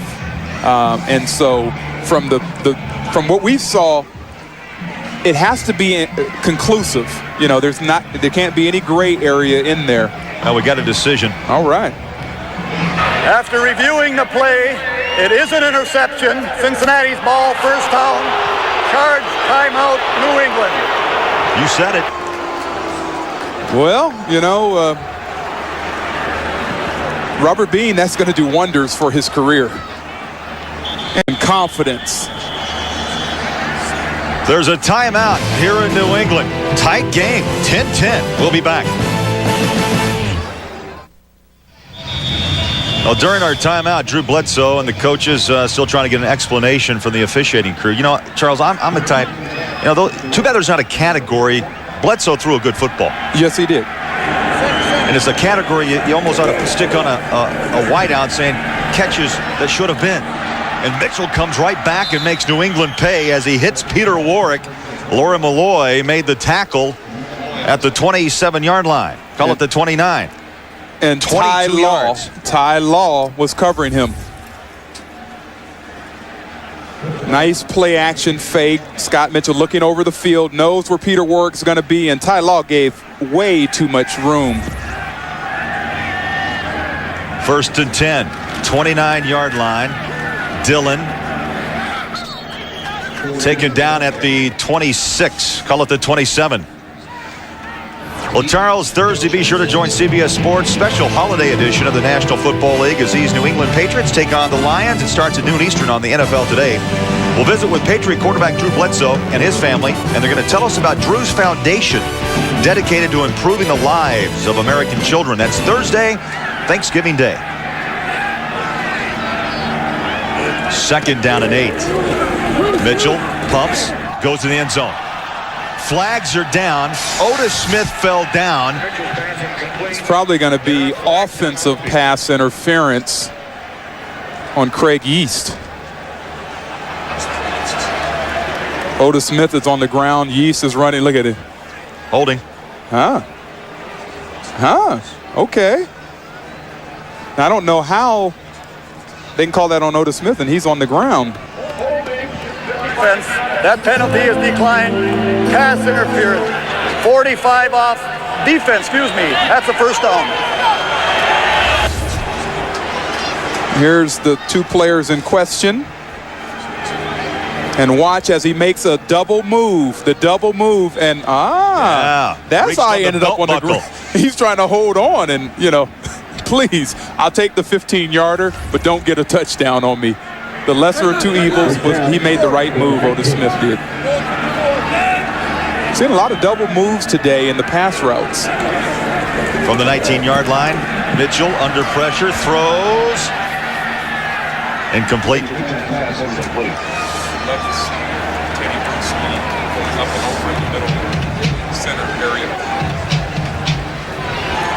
Good look at Dick LeBeau. Took over for Bruce Coslett after an 0-3 start. Take a look at the effort of this guy right there, Teddy Bruschi, as he goes up and over trying to get to the quarterback. That's 1-2 right there. Dillon, boy, delivers the hit on Smith as he runs out of bounds. Corey Dillon's numbers aren't, nowhere near the 278.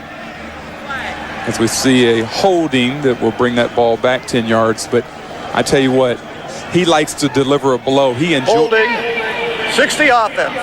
The 10-yard penalty, repeat 2nd down. He loves to deliver the blow. And, a guy who loved to deliver the blow that I had an opportunity to play against was Walter Payton. And Walter Payton, I'm telling you. That's interesting because we talked about this coming over today. About the way his legs always churn. You got hit in the chops a few times. Yeah, I did. That's my claim to fame. I was run over by Walter Payton. Dillon with 19 carries for 56 yards. Quick drop, and it's batted down at the line of scrimmage. Incomplete, brings up 3rd down and long. There's the Chad. There's Chad. Chad Eaton. You know what? It depends on the Chads. And there's the Chads all over the place. See that? Look at that jersey ripped up. He's got the black under the eyes. He's a college teammate of Bledsoe. Tough guy. They must have some stories. 3rd down and 20 from the shotgun. Under pressure again. Underthrows, incomplete.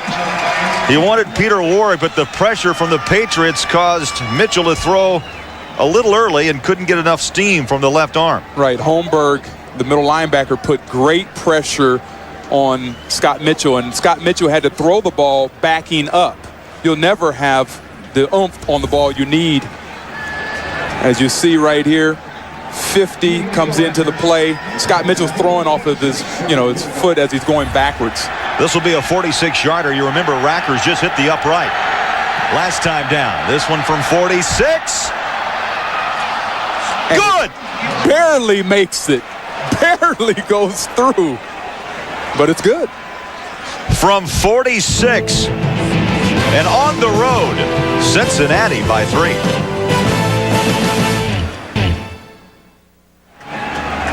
Rackers from 45 yards, officially a career high, puts Cincinnati on top here in Foxborough, 13-10. He was previously 0 for 4 over 40 yards coming into today. Kevin Falk up the middle for New England. Taken down at the 29. Tonight on CBS, for nearly 50 years, Hallmark Hall of Fame has brought you the most unforgettable television events. And tonight, Academy Award winner Mercedes Ruehl stars in Hallmark Hall of Fame's The Lost Child. That is tonight here on CBS. I like to sit around with the family and watch those Hallmark presentations. Was that time of year? Is that time of year? Yeah. They're always good, family-oriented. Well, Charles, you talked about emotion. Let's see if New England has it here. Down 3 with 6:31 left. They throw the quick flip to the far side. It's caught. Troy Brown has it. And picks up 7 yards to the 36, taken down by Rod Heath. And that play was one of the check with me plays that Drew Bledsoe told us about yesterday. He has 2 plays called, maybe a run play, maybe a pass play. He goes up to the line of scrimmage. He sees Rodney Heath is playing off of Terry Glenn, and he calls a check with me. Check with me means, okay, we're going to change it. We're going to go to our second play. Pass stacked up. Easy, guys. Great penetration. 2 back to the 35. Very good penetration by John Copeland, right tackle. Also, Armiga Spearman, 59, a rookie out of Mississippi. Armiga Spearman on the tackle. Armigas. I wonder what kind of name that is. Armigas. 3rd down and 4. Clock running.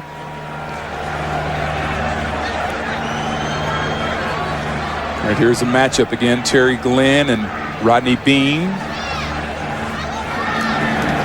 Bledsoe, play fake, and they throw it to the flat, and it's caught, but Patrick pass maybe a yard. And so Cincinnati's defense, they're showing the emotion right now. Right. And the boos starting to filter around Foxborough Stadium. Dick LeBeau told us that he has a young football team. He's trying to, they have to learn how to play on the road. Takeel Spikes, his man is the running back, and he mirrors him wherever he goes. So it was a pretty easy play to make, and he's got a lot of spirit. Lee Johnson, the left footer. Good kick, fair catch, taken at the 15-yard line. Craig Yee saw the coverage by New England and said, I want nothing to do with it. 49-yard kick by Lee Johnson. 13-10 Cincinnati. Cincinnati with the football and a 3-point lead. 4:28 left in this 3rd quarter. Scott Mitchell running the show. Corey Dillon dancing, sliding, turning to the 21-yard line. Now, he's a power back, as you mentioned, but boy, still has some interesting moves. Look at the last 4 possessions for the Bengals. Isn't this amazing? Field goal, missed field goal, TD. Maybe they are the St. Louis Rams. but they only lead by 3 points. So we can discount that. 2nd and 5. Wait till Warner gets back in St. Louis. Trent Green's not doing too bad. No, he's doing great. Look at the protection, but great downfield coverage, and that time Mitchell throws incomplete, looking for Nick Williams, the fullback. Scott Mitchell has done a great job with this team. Yet they only have 13 points. They have not won anything with him, but you can see the leadership, and you can see these young players around him rallying. Look, he's not been sacked. He's been hurried 5 times. That's okay. And been knocked down once. So, offensive line is doing a great job. By the way, Matt O'Dwyer, the left guard that went out, he had a fractured left ankle. Mitchell over the middle. Tough catch. Pulled down by number 84, Yeast. And Antonio Langham, you can't play defense much better than that. That was just a terrific catch. And a terrific throw. Throwing the ball outside of the receiver. Right there. Making the move to the inside.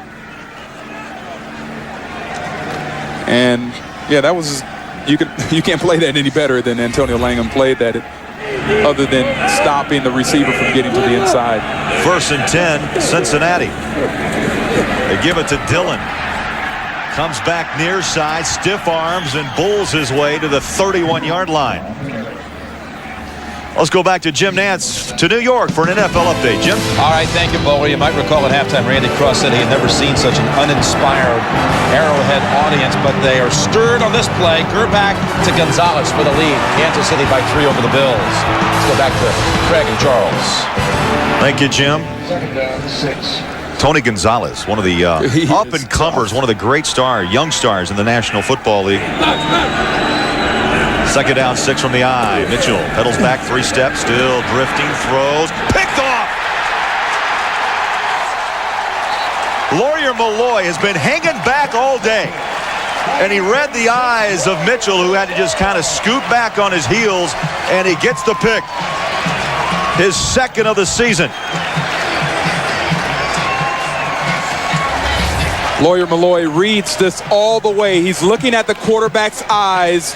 Wasn't a lot on that football as Scott Mitchell was backing up as he throws it. Lawyer Malloy does a great job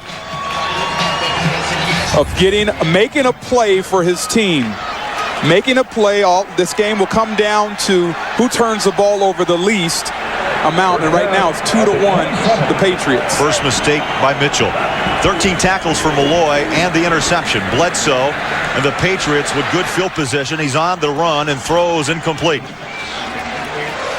Well, let's go back to Jim Nantz. Another update from our New York studios. Jim? All right, Craig, listen to this courageous effort. Eddie George scores at the start of the 3rd quarter, goes to the locker room, checked out for bruised ribs, returns, and he's in for his 2nd touchdown of the quarter. The Titans lead, even though they've turned it over 7 times today. Let's go back to Craig and Charles. Now, he just discounted what I said. 7 turnovers, and yet they're winning. That doesn't happen very often. You don't win very many football games not handling the ball. Eddie George is a physical specimen. We have an injured Bengal, and that's a very important player to Keo Spikes. Let me say this. He must be really injured because he would not come off the football field. Now, he was picked along with Brian Simmons in that 1998 draft. Simmons, a middle linebacker from North Carolina. Spikes with 6 stops today. Looks like he's, looks like he's nursing his back, trying to stretch his back out. But Simmons has been out with a right knee. And Spikes told us it's kind of lonely out there without his buddy. And it's hurt him. Quick pass. Glenn to the 21. Spearman made the tackle.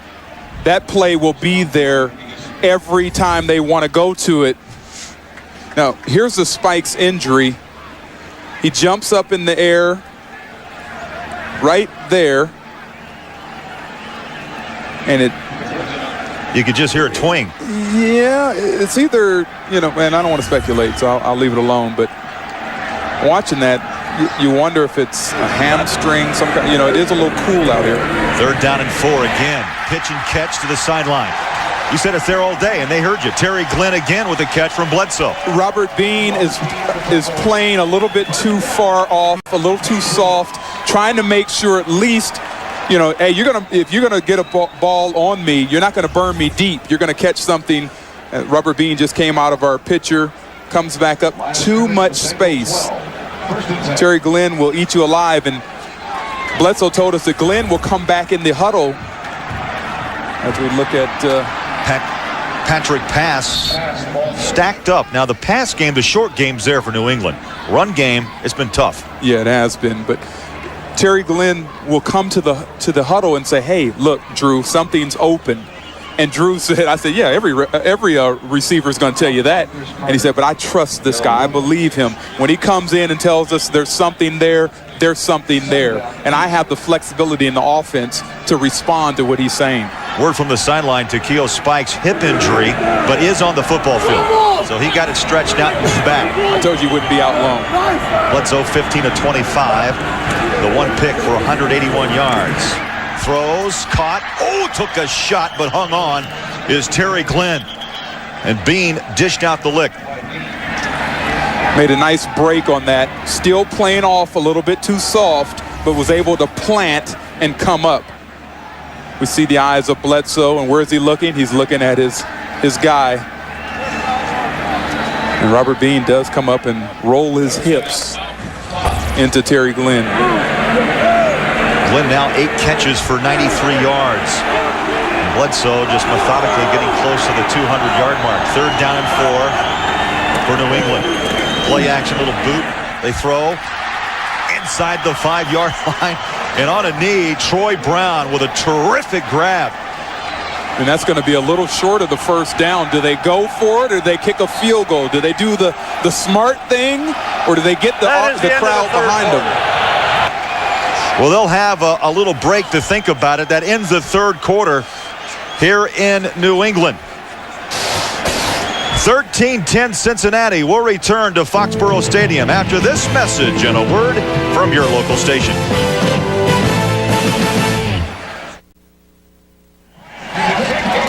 Well, the start of the 4th quarter, Cincinnati by 3, and New England looking at 4th and less than a yard. Well, forget the debate. Vinatieri has come on the field after the change of quarters. He hit from 38 in the 2nd quarter. They'll mark this ball at the 11. So a 21-yard field goal attempt. And you hear the boos of the crowd. They want him to go for it. High snap, kick is away, and punches it through from 21 yards. And that ties the score at 13.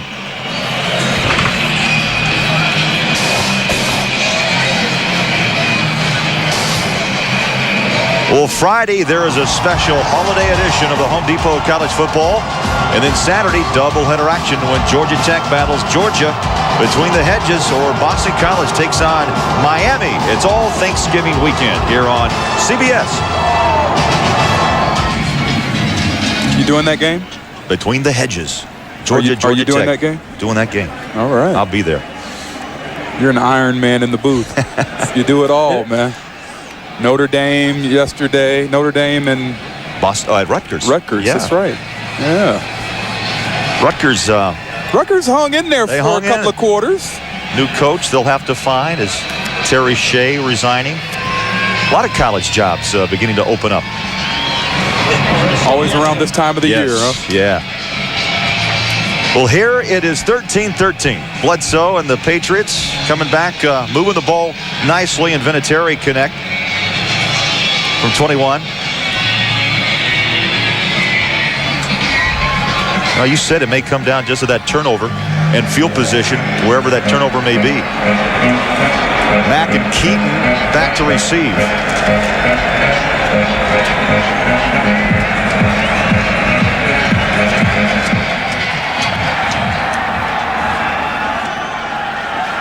At the 11, it's Keaton.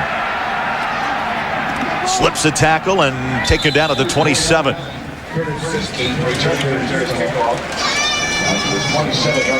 Patrick Pass in on the stop.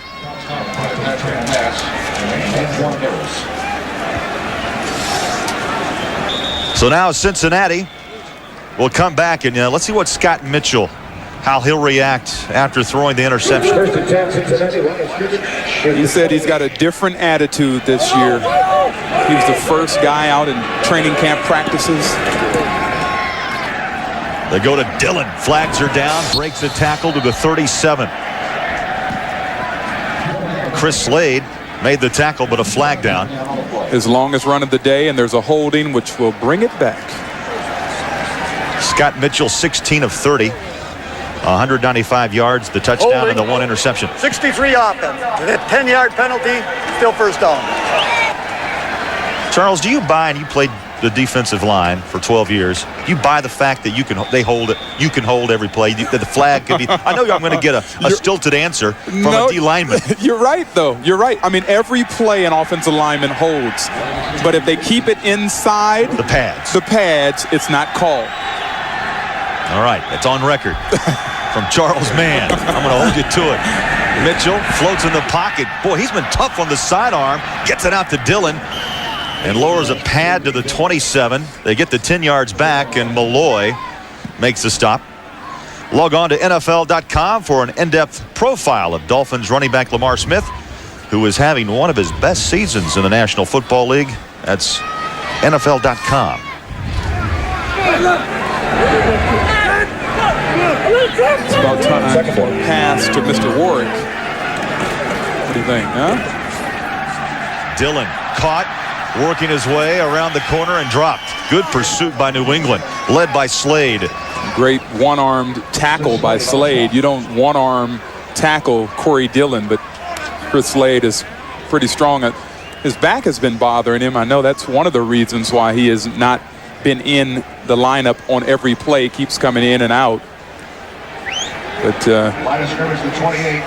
he is a solid performer for the New England Patriots. Been for a few years. You saw Dillon comes out on 3rd and 10, and Mitchell in the shotgun. Sets and throws in traffic, in and out of the hands of Warwick. And so 4th down for Cincinnati. Ty Law. Even if Warwick would have caught that, that would have been short of the first down. That's something, that's a rookie mistake. He ran, it was a deep in route. He ran about right around the first down markers. Then he has to come back to the ball. So you know you've got to do that. You got to run it a little deeper. Daniel Pope set to kick. His longest of 52. Hang time. Back at the 23 is Troy Brown. And Brown returns to the 32. So New England will have it when we come back to Foxborough. It's all tied up. There's Drew Bledsoe. 13-13. Well, look at that. Patriots, 8 games decided by 8 points or less this season. They stand 1-7 in those 8 games. So if it's close, they don't win. That's what the stats tell you. They like to turn that around. Bledsoe sets and fires in traffic, and boy, a hard lick, and now a late flag in and out of the hands of Terry Glenn, and it was Bean in on that hit. I tell you, Bean is coming on. He's getting planted and pushing off the plant and coming up, making a couple of great plays. We saw a great hit in the last series, and this time comes up and strips. Line defense. That's a first down. I believe what happened was he got there just a little bit too soon. There he is right there. He's going to come up, plant, and come back, and he got there. Call. Got there a second, half a second before. First down, New England to the ground. Spikes made the tackle on Falk, who gets the carry. Kevin Falk, second year pro out of Louisiana State, second round pick back in '99. Hey, his college numbers, Charles, were absolutely phenomenal. He averaged 166 yards a game in college. And he could do that in the pros. The problem is they're concerned about him handling the football and holding on to the football. Second down and 6 from the eye. Bledsoe, quick flip to the far side. And near a first down. is Terry Glenn. Robert Bean.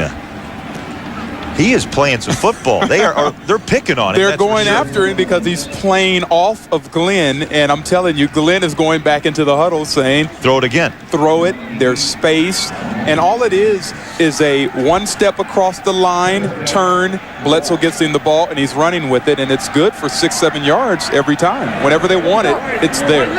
Terry Glenn's going to be around a while. He just signed a contract extension through 2007. Third down and short. Boy, Bledsoe stumbled again, catches his feet and throws.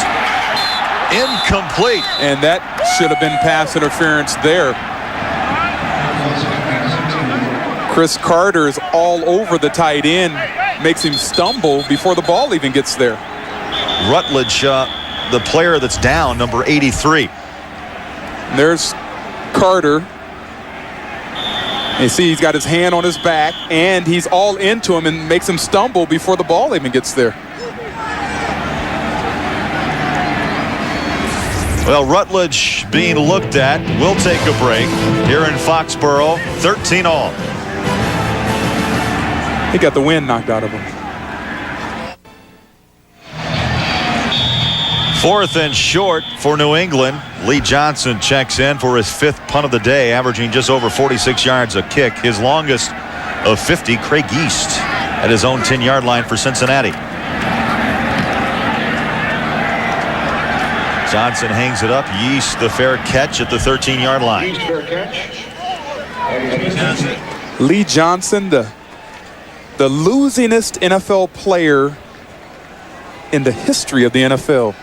150 losses out of 242 games. That's a heck of a tag to have on yourself. And I'll tell you, he's been a tremendous kicker for years. 16 years in this league. You know, he played 11 seasons at Cincinnati. That probably has something to do with those some of those 150 losses. You're right. Scott Mitchell and the Bengals back at it. Corey Dillon up the middle, tripped up at the 20. So a pickup of 7, could have been more, but Bobby Hamilton got him around the ankle. And that was a game-saving tackle on his ankle. I mean, Corey Dillon was going to be off deep into the secondary, and then you're not going to tell me a secondary player is going to be able to stop him when he gets a head of steam going. 11 minutes left in the 4th quarter. Again, Dillon, the handoff, picking his way, finds a seam and gets the first down at the 26-yard line.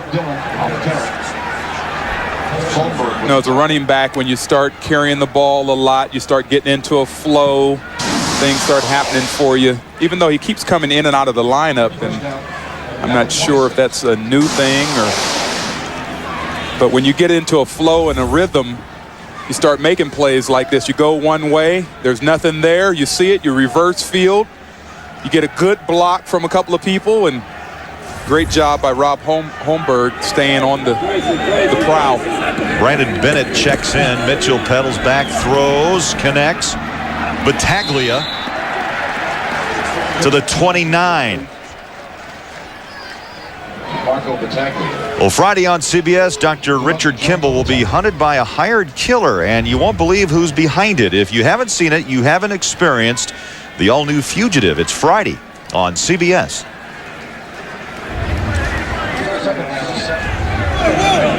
Scott Mitchell hasn't gotten the ball to Peter Warrick in a while. 2nd down and 7. Well, the fresh legs of Bennett. Plows to the 34. Brewski and Slade in on the stop. You see Oakland on the road up by 10. And if you just tuned in, Jeff Blake out. Fractured and dislocated ankle. Tennessee's up 7 on Cleveland. And Colts have come back after trailing Green Bay. And, you know, I picked Indianapolis to be in the Super Bowl. That's why I said that. They got to win those tough games on the road if they're going to get there. 3rd down and 2, and now hear this crowd in Foxborough. They know the importance at 13-all. Flag stopped the play, and they went to Warrick, but hold on. Ball start. 80 offense. 5-yard penalty. Still 3rd down. Now Warrick got a little half jump on him. Well, he knew the play was going to go to him, and he hasn't had a play in a while, so he's excited about it and jumps off sides. These are rookie mistakes that veteran Terry Glenn will never make a mistake like that. Well, you see the penalty, 6 flags on Cincinnati for 50 and 8 called against New England. Cincinnati's coming into this game, they had 67 penalties, 628 yards. See the total yards, first half, second half. New England coming with the blitz. Mitchell stands up, throws. Incomplete. That was a dangerous pass. Nick Williams nearly had it taken out of his hands by Bruschi. Yeah, Ted Bruschi could have gotten that, and he was trying. The Bengals' offense has gone a little flat. Those aren't boos. Those are Bruschi. He works real hard. I like his play. I tell you, he told us that last week's loss was just the low point in his career. I believe it. Pope set to punt at the 15. Troy Brown underneath at the 35. Fumble. Recovered by New England. 36-yard kick. Harris came up with it, a 3-yard return. So a timeout. Deadlock continues. 13-all. We'll be back. 8:29 remaining, fourth quarter. 13-all. Cincinnati and New England. Bledsoe back at work from the 38.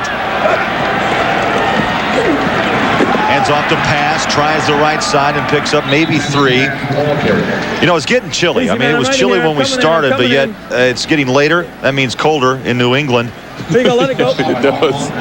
How about Bledsoe? I mean, you get warm as a football player, but you know, the hand, you could just, with that bad thumb, it could cause problems. The problem that he's having is when you have to tape something and it's cold, you're cutting off the blood flow to that area.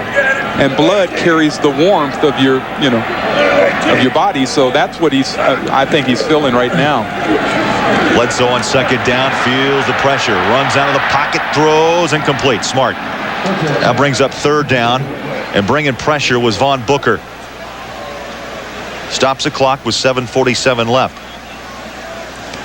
Yeah, that's right. People forget. I mean, that tape constricts, helps hold the tissue, the muscle together, the tendons, and yet at the same time, it does constrict the blood flow. I wore tape on every finger, and my fingers are a mess. I don't look at.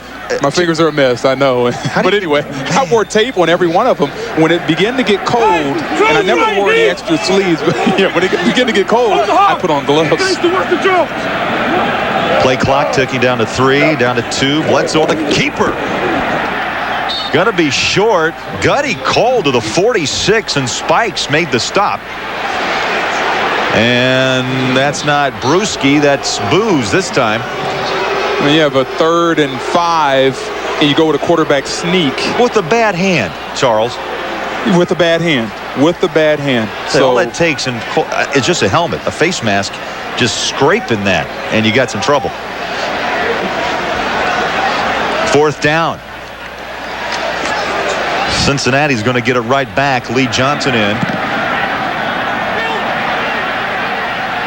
And that ball looks close to hitting a player. Well, it's been touched, and Cincinnati covers up at the 13-yard line. Yeast with a smart decision. 43-yard kick. 7:03 to go.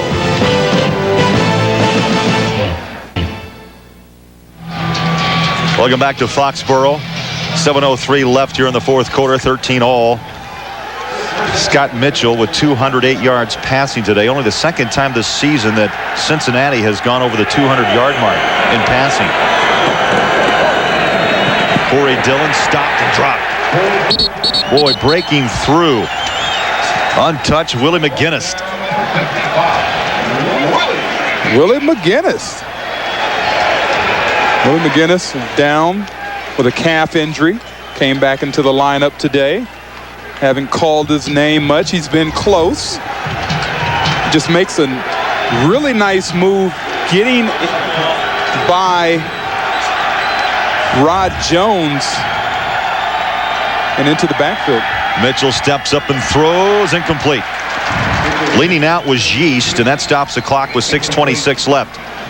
Well, Monday on CBS begins with an all-new King of Queens with guest star Florence Henderson, followed by the new comedy hit Yes Dear.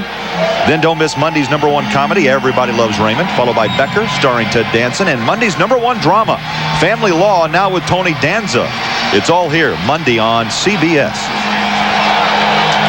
The fans seem to finally be getting into this game. They realize they're in a football game here. Well, Charles, they also know if you stop Cincinnati here, they're going to get good field position as this clock begins to tick down in the fourth quarter. 3rd and 13 for Scott Mitchell at the goal line. Sets up and throws. Big catch. Yeast. Was he down? They're going to point him down. The ground can't cause a fumble. And that was Otis Smith on the coverage. And Yeast just makes a nice move, and more importantly, there's Yeast right there. He makes a nice move getting off. He's getting jammed at the line by Otis Smith, who falls down. And he falls down because he's trying to get a good jam and have tight coverage. Boy, this tight game, remember that play. It was 3rd down. They pick up 20 and fresh downs. Corey Dillon picking his holes. Stuffed and now goes the other way. Mitchell's going to throw a block. He does, but Dillon, all that, he ran 25 yards. At least. Maybe picks up 1, chased out by Malloy. You know, he's trying to make something happen, and I can understand that, but he's getting to the point now where, you know, he's running laterally, and, you know, maybe that's why he has to keep running in and out of the lineup. You know, Mitchell, you mentioned he's 6'6", 240. Now, he's a linebacker-sized guy. Look at this block. All you have to do for an effective block is to get in the way of somebody. He got up in the way of Willie McGinnis. No gain. 2nd down. Dillon. Boy, it's tough running north-south. A pickup maybe of 2. Chad Eaton in on the stop. Both defenses have done a really good job today of, you know, stopping the run. As we talk to both teams, that's what both of them talk about, and that's how defenses are built. You stop the run and give the teams one way to go. Look at the time of possession for the Bengals. They've dominated with 73 plays. Only 48 for New England this afternoon on their home field. 3rd and 7, less than 5 minutes left, and they're up on their feet in Foxborough. Scott Mitchell in the pocket, sets and throws down the sideline. Contact and flags. Warwick and Law battling. And Law has his hands up like it wasn't him. But what he did, what Ty Law did, is got in the way and obstructed Peter Warwick from getting. Automatic first down. He obstructed Warwick from trying to get to the football. All he had to do was turn and make a play on the football himself. Right there, Peter Warwick. Watch when the ball gets in the air. He never looks up at the ball. Just stays in front of Peter Warwick, and he's done that twice today. He's got to play the ball, and then he wouldn't get those pass interference calls. A 21-yard penalty and a flag before the snap. Ball start. 60 offense. It's a 5-yard penalty. Still first down. Rod Jones caught. So take it back 5.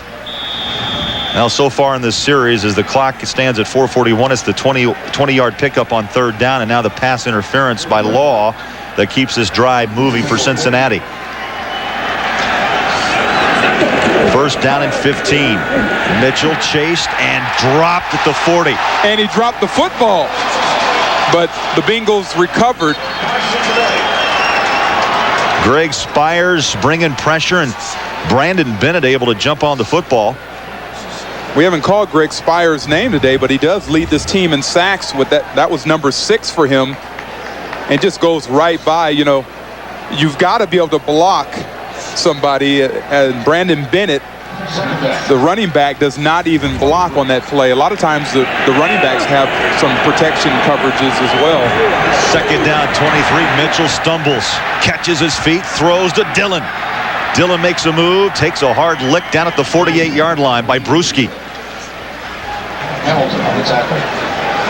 That was a good hustle by Bobby Hamilton, the defensive end. Rushes the quarterback. The play goes down the field, turns and runs down the field. All coaches love hustle by your defensive unit, especially the defensive line. They're big old guys, He's 6'5", 280 pounds, running up and down the field. That's pretty good. Boy, footing seems to be a problem. You saw, Otis Smith. You saw Bledsoe stumbling. Now Mitchell. Third down.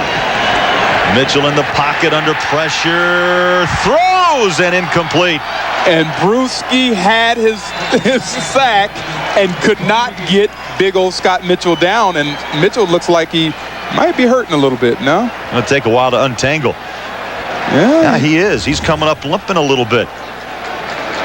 And Teddy Brewski coming around the corner there, unblocked, gets right to Scott Mitchell and cannot get him down. They had both. Two players had legs. Henry Thomas and Teddy Brewski had a leg apiece of Scott Mitchell. Mitchell trying to rub out that left knee, and the punt by Pope. Hang time, fair catch taken by Brown at the 14-yard line. 37-yard kick. For a quarterback, Charles, nothing worse than being stood straight up with a lot of bodies around. And he's upset. Scott Mitchell is upset. He is very, very upset that he may not, and we'll have to get word, but he may not be able to go back in there.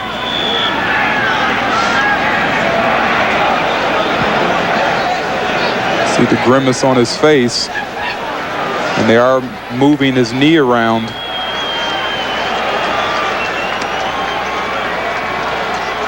Well, New England with 3:08 remaining with the football. Play action. Bledsoe steps, go deep. Incomplete. Great pass. Excellent coverage by Robert Bean. Excellent coverage by Robert Bean. Going to pick on the rookie, and they went to another rookie from Angelo State, Shockmain Davis. I'm going to put him on my all-football name list. Shockmain. And Shockmain almost shocked the house with this. He almost caught that. The key there for young wannabe football players watching this, you want to catch the football with your hands, not with your body. If he'd caught that with his hands, he'd have came down with it. It hit his body and bounced off. 3:01 left, second down 10. Bledsoe steps up and fires. That's been there all day. Both sides of the field, Terry Glenn, and they're going after Robert Bean. Absolutely. You got to test the rookie. He's held his own. He's held his own. He's done a great job. He's given up the short stuff. See how much space is in between them? He's given a lot of space, and he got turned around there.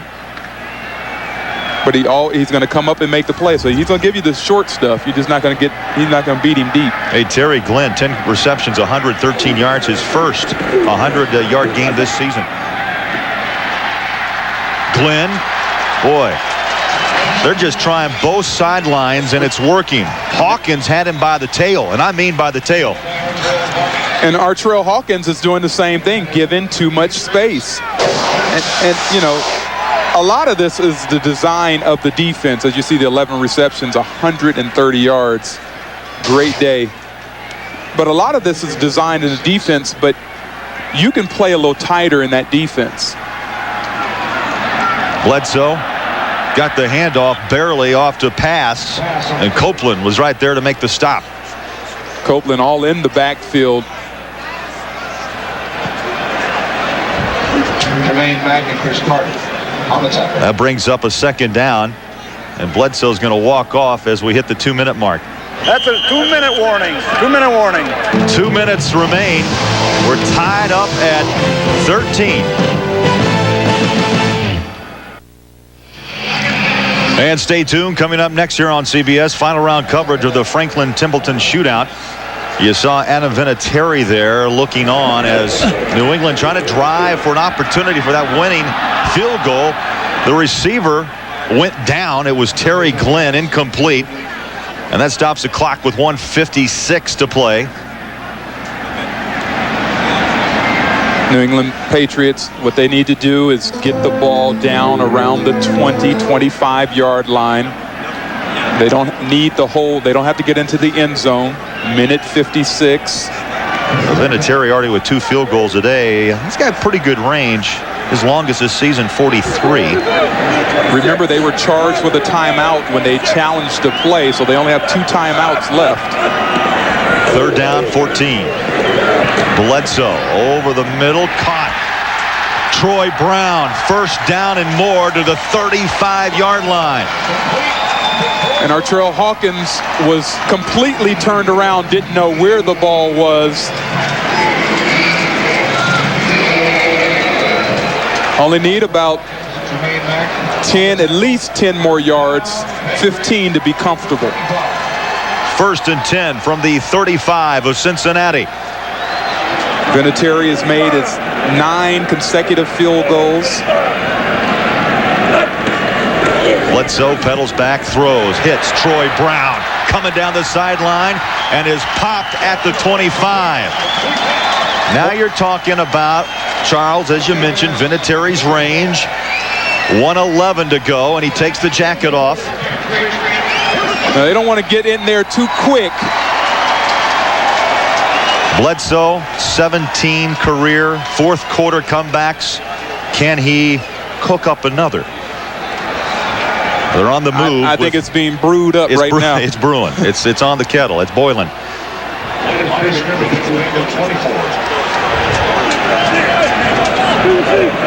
You know, and 6 of his 11 touchdowns have come in the 4th quarter. They're going to go on the ground, pass. And Patrick Pass with a 5-yard gain, knocked down by Corey Hall. That was a great call. You got 1:11 on the clock. You want to eat up some of that. You call a running play. The clock continues to run. You're getting position right now. You're running it in the middle, making sure it's a straight-on shot. Scott Mitchell having his left knee taped. And the Bengals will call timeout. 30-second timeout. A 30-second timeout with 45 seconds left in this game. It's been a battle.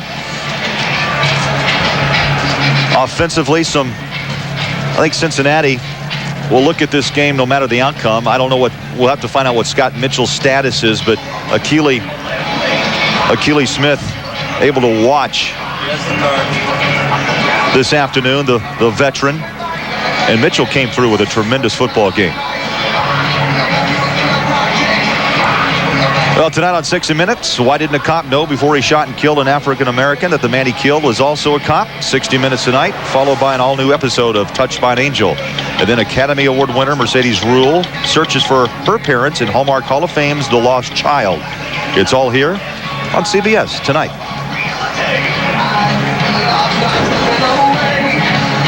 Getting back to quarterbacks, Drew Bledsoe playing again through pain. Playing through pain. Didn't look all that great, but hey, he's helping his football team try to get a win. Bengals showing blitz. They come with it. Stacked up, maybe a yard loss. Timeout, Cincinnati. That's their 2nd charge timeout. Cincinnati will burn another timeout. If New England goes on and makes this field goal, what quarterback will we see? And if you only have, 15 or 20 seconds left, a cold Akili Smith coming in, what can they hope for? He hasn't thrown a football, been sitting on the bench the whole game.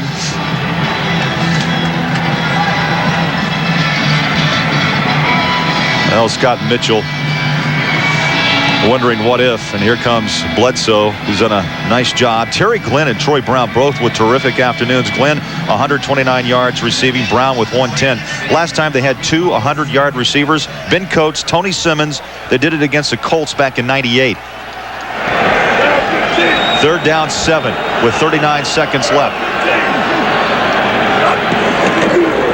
Bledsoe goes to the end zone.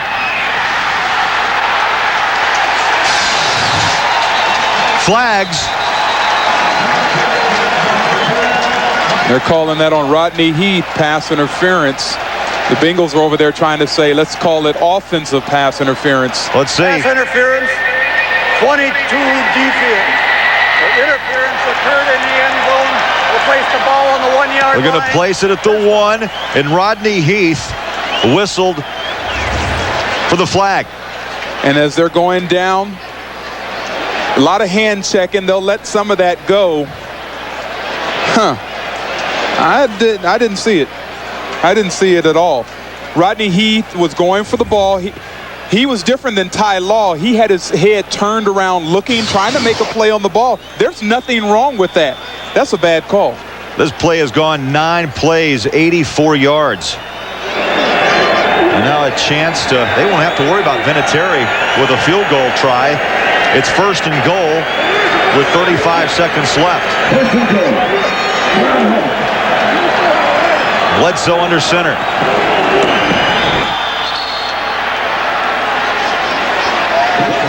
I don't know if I would have called that with a quarterback with an injured thumb. Well, a little push and a few shoves in that pile of helmets. You know what? They are going to plan to use Vinatieri. I was going to say, we still might see him.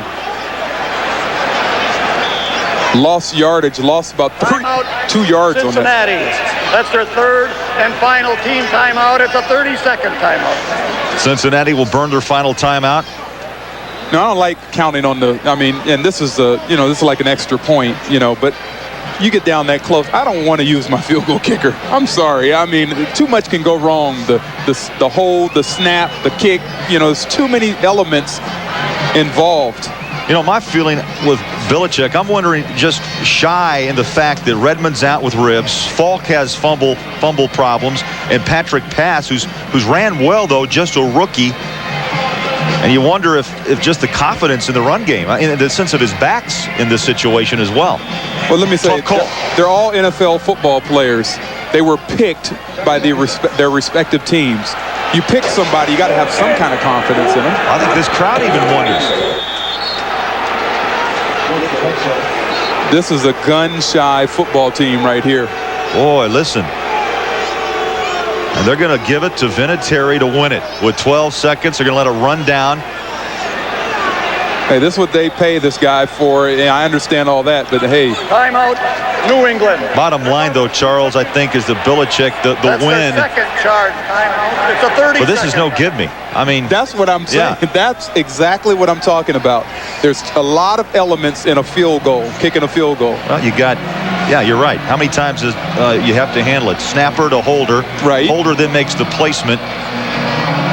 Then you got, of course, blocking assignments that have to be made, and then the foot has to meet ball. And we've seen some slips out here on the field. As the night starts to come and it gets a little cool out here, the field has been a little slick.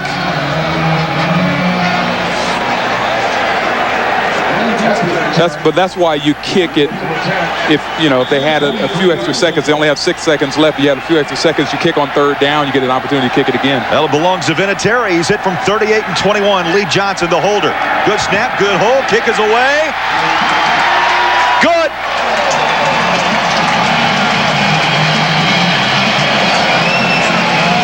And Bill Belichick looks like a genius. Hey, all you got to do is win, baby. Win, baby, and they did. 3 seconds left, 16-13 on the field goal, the 3rd of the day for Adam Vinatieri. The snap, the hold, the kick, textbook. That's 10 in a row. 10 in a row field goals, and Belichick, sigh of relief. They have another game in 4 days. They'll go on the road, Detroit, on Thanksgiving. How about the turnaround? New England. Look, excellent game-ending drive. 12 plays, 81 yards, 302. A little help with a pass interference. I don't believe was a pass interference, but anyway. But 4 days. So Monday, he'll give the players off tomorrow, Monday. Tuesday, they'll come in and have 1 work day. Wednesday, they'll travel. And then they play the game on Thursday. If they would have lost today, it would have been really a tough pill to swallow and probably could have just cashed in Thursday. But now this gives them a little bit of momentum.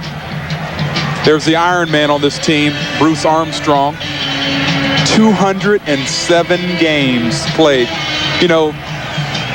He was released from the team, and didn't sign back until in July after the coaxing of Drew Bledsoe and a lot of his teammates trying to get him to come back. And he said, you know, I'm going to come back because not a lot of offensive linemen get a chance to put their names in a record book. And I can get in the record book for the Patriots. Well, he's done it. Vinatieri, the squibber, picked up at the 32-yard line, and that's going to do it. So New England, and there's the Iron Man Armstrong and Bill Belichick making his way across the field to shake hands with Dick LeBeau. 16-13, New England over Cincinnati. We take you back now to our New York studios, and here's Jim Nantz. Jim. Greg and Charles, thank you very much.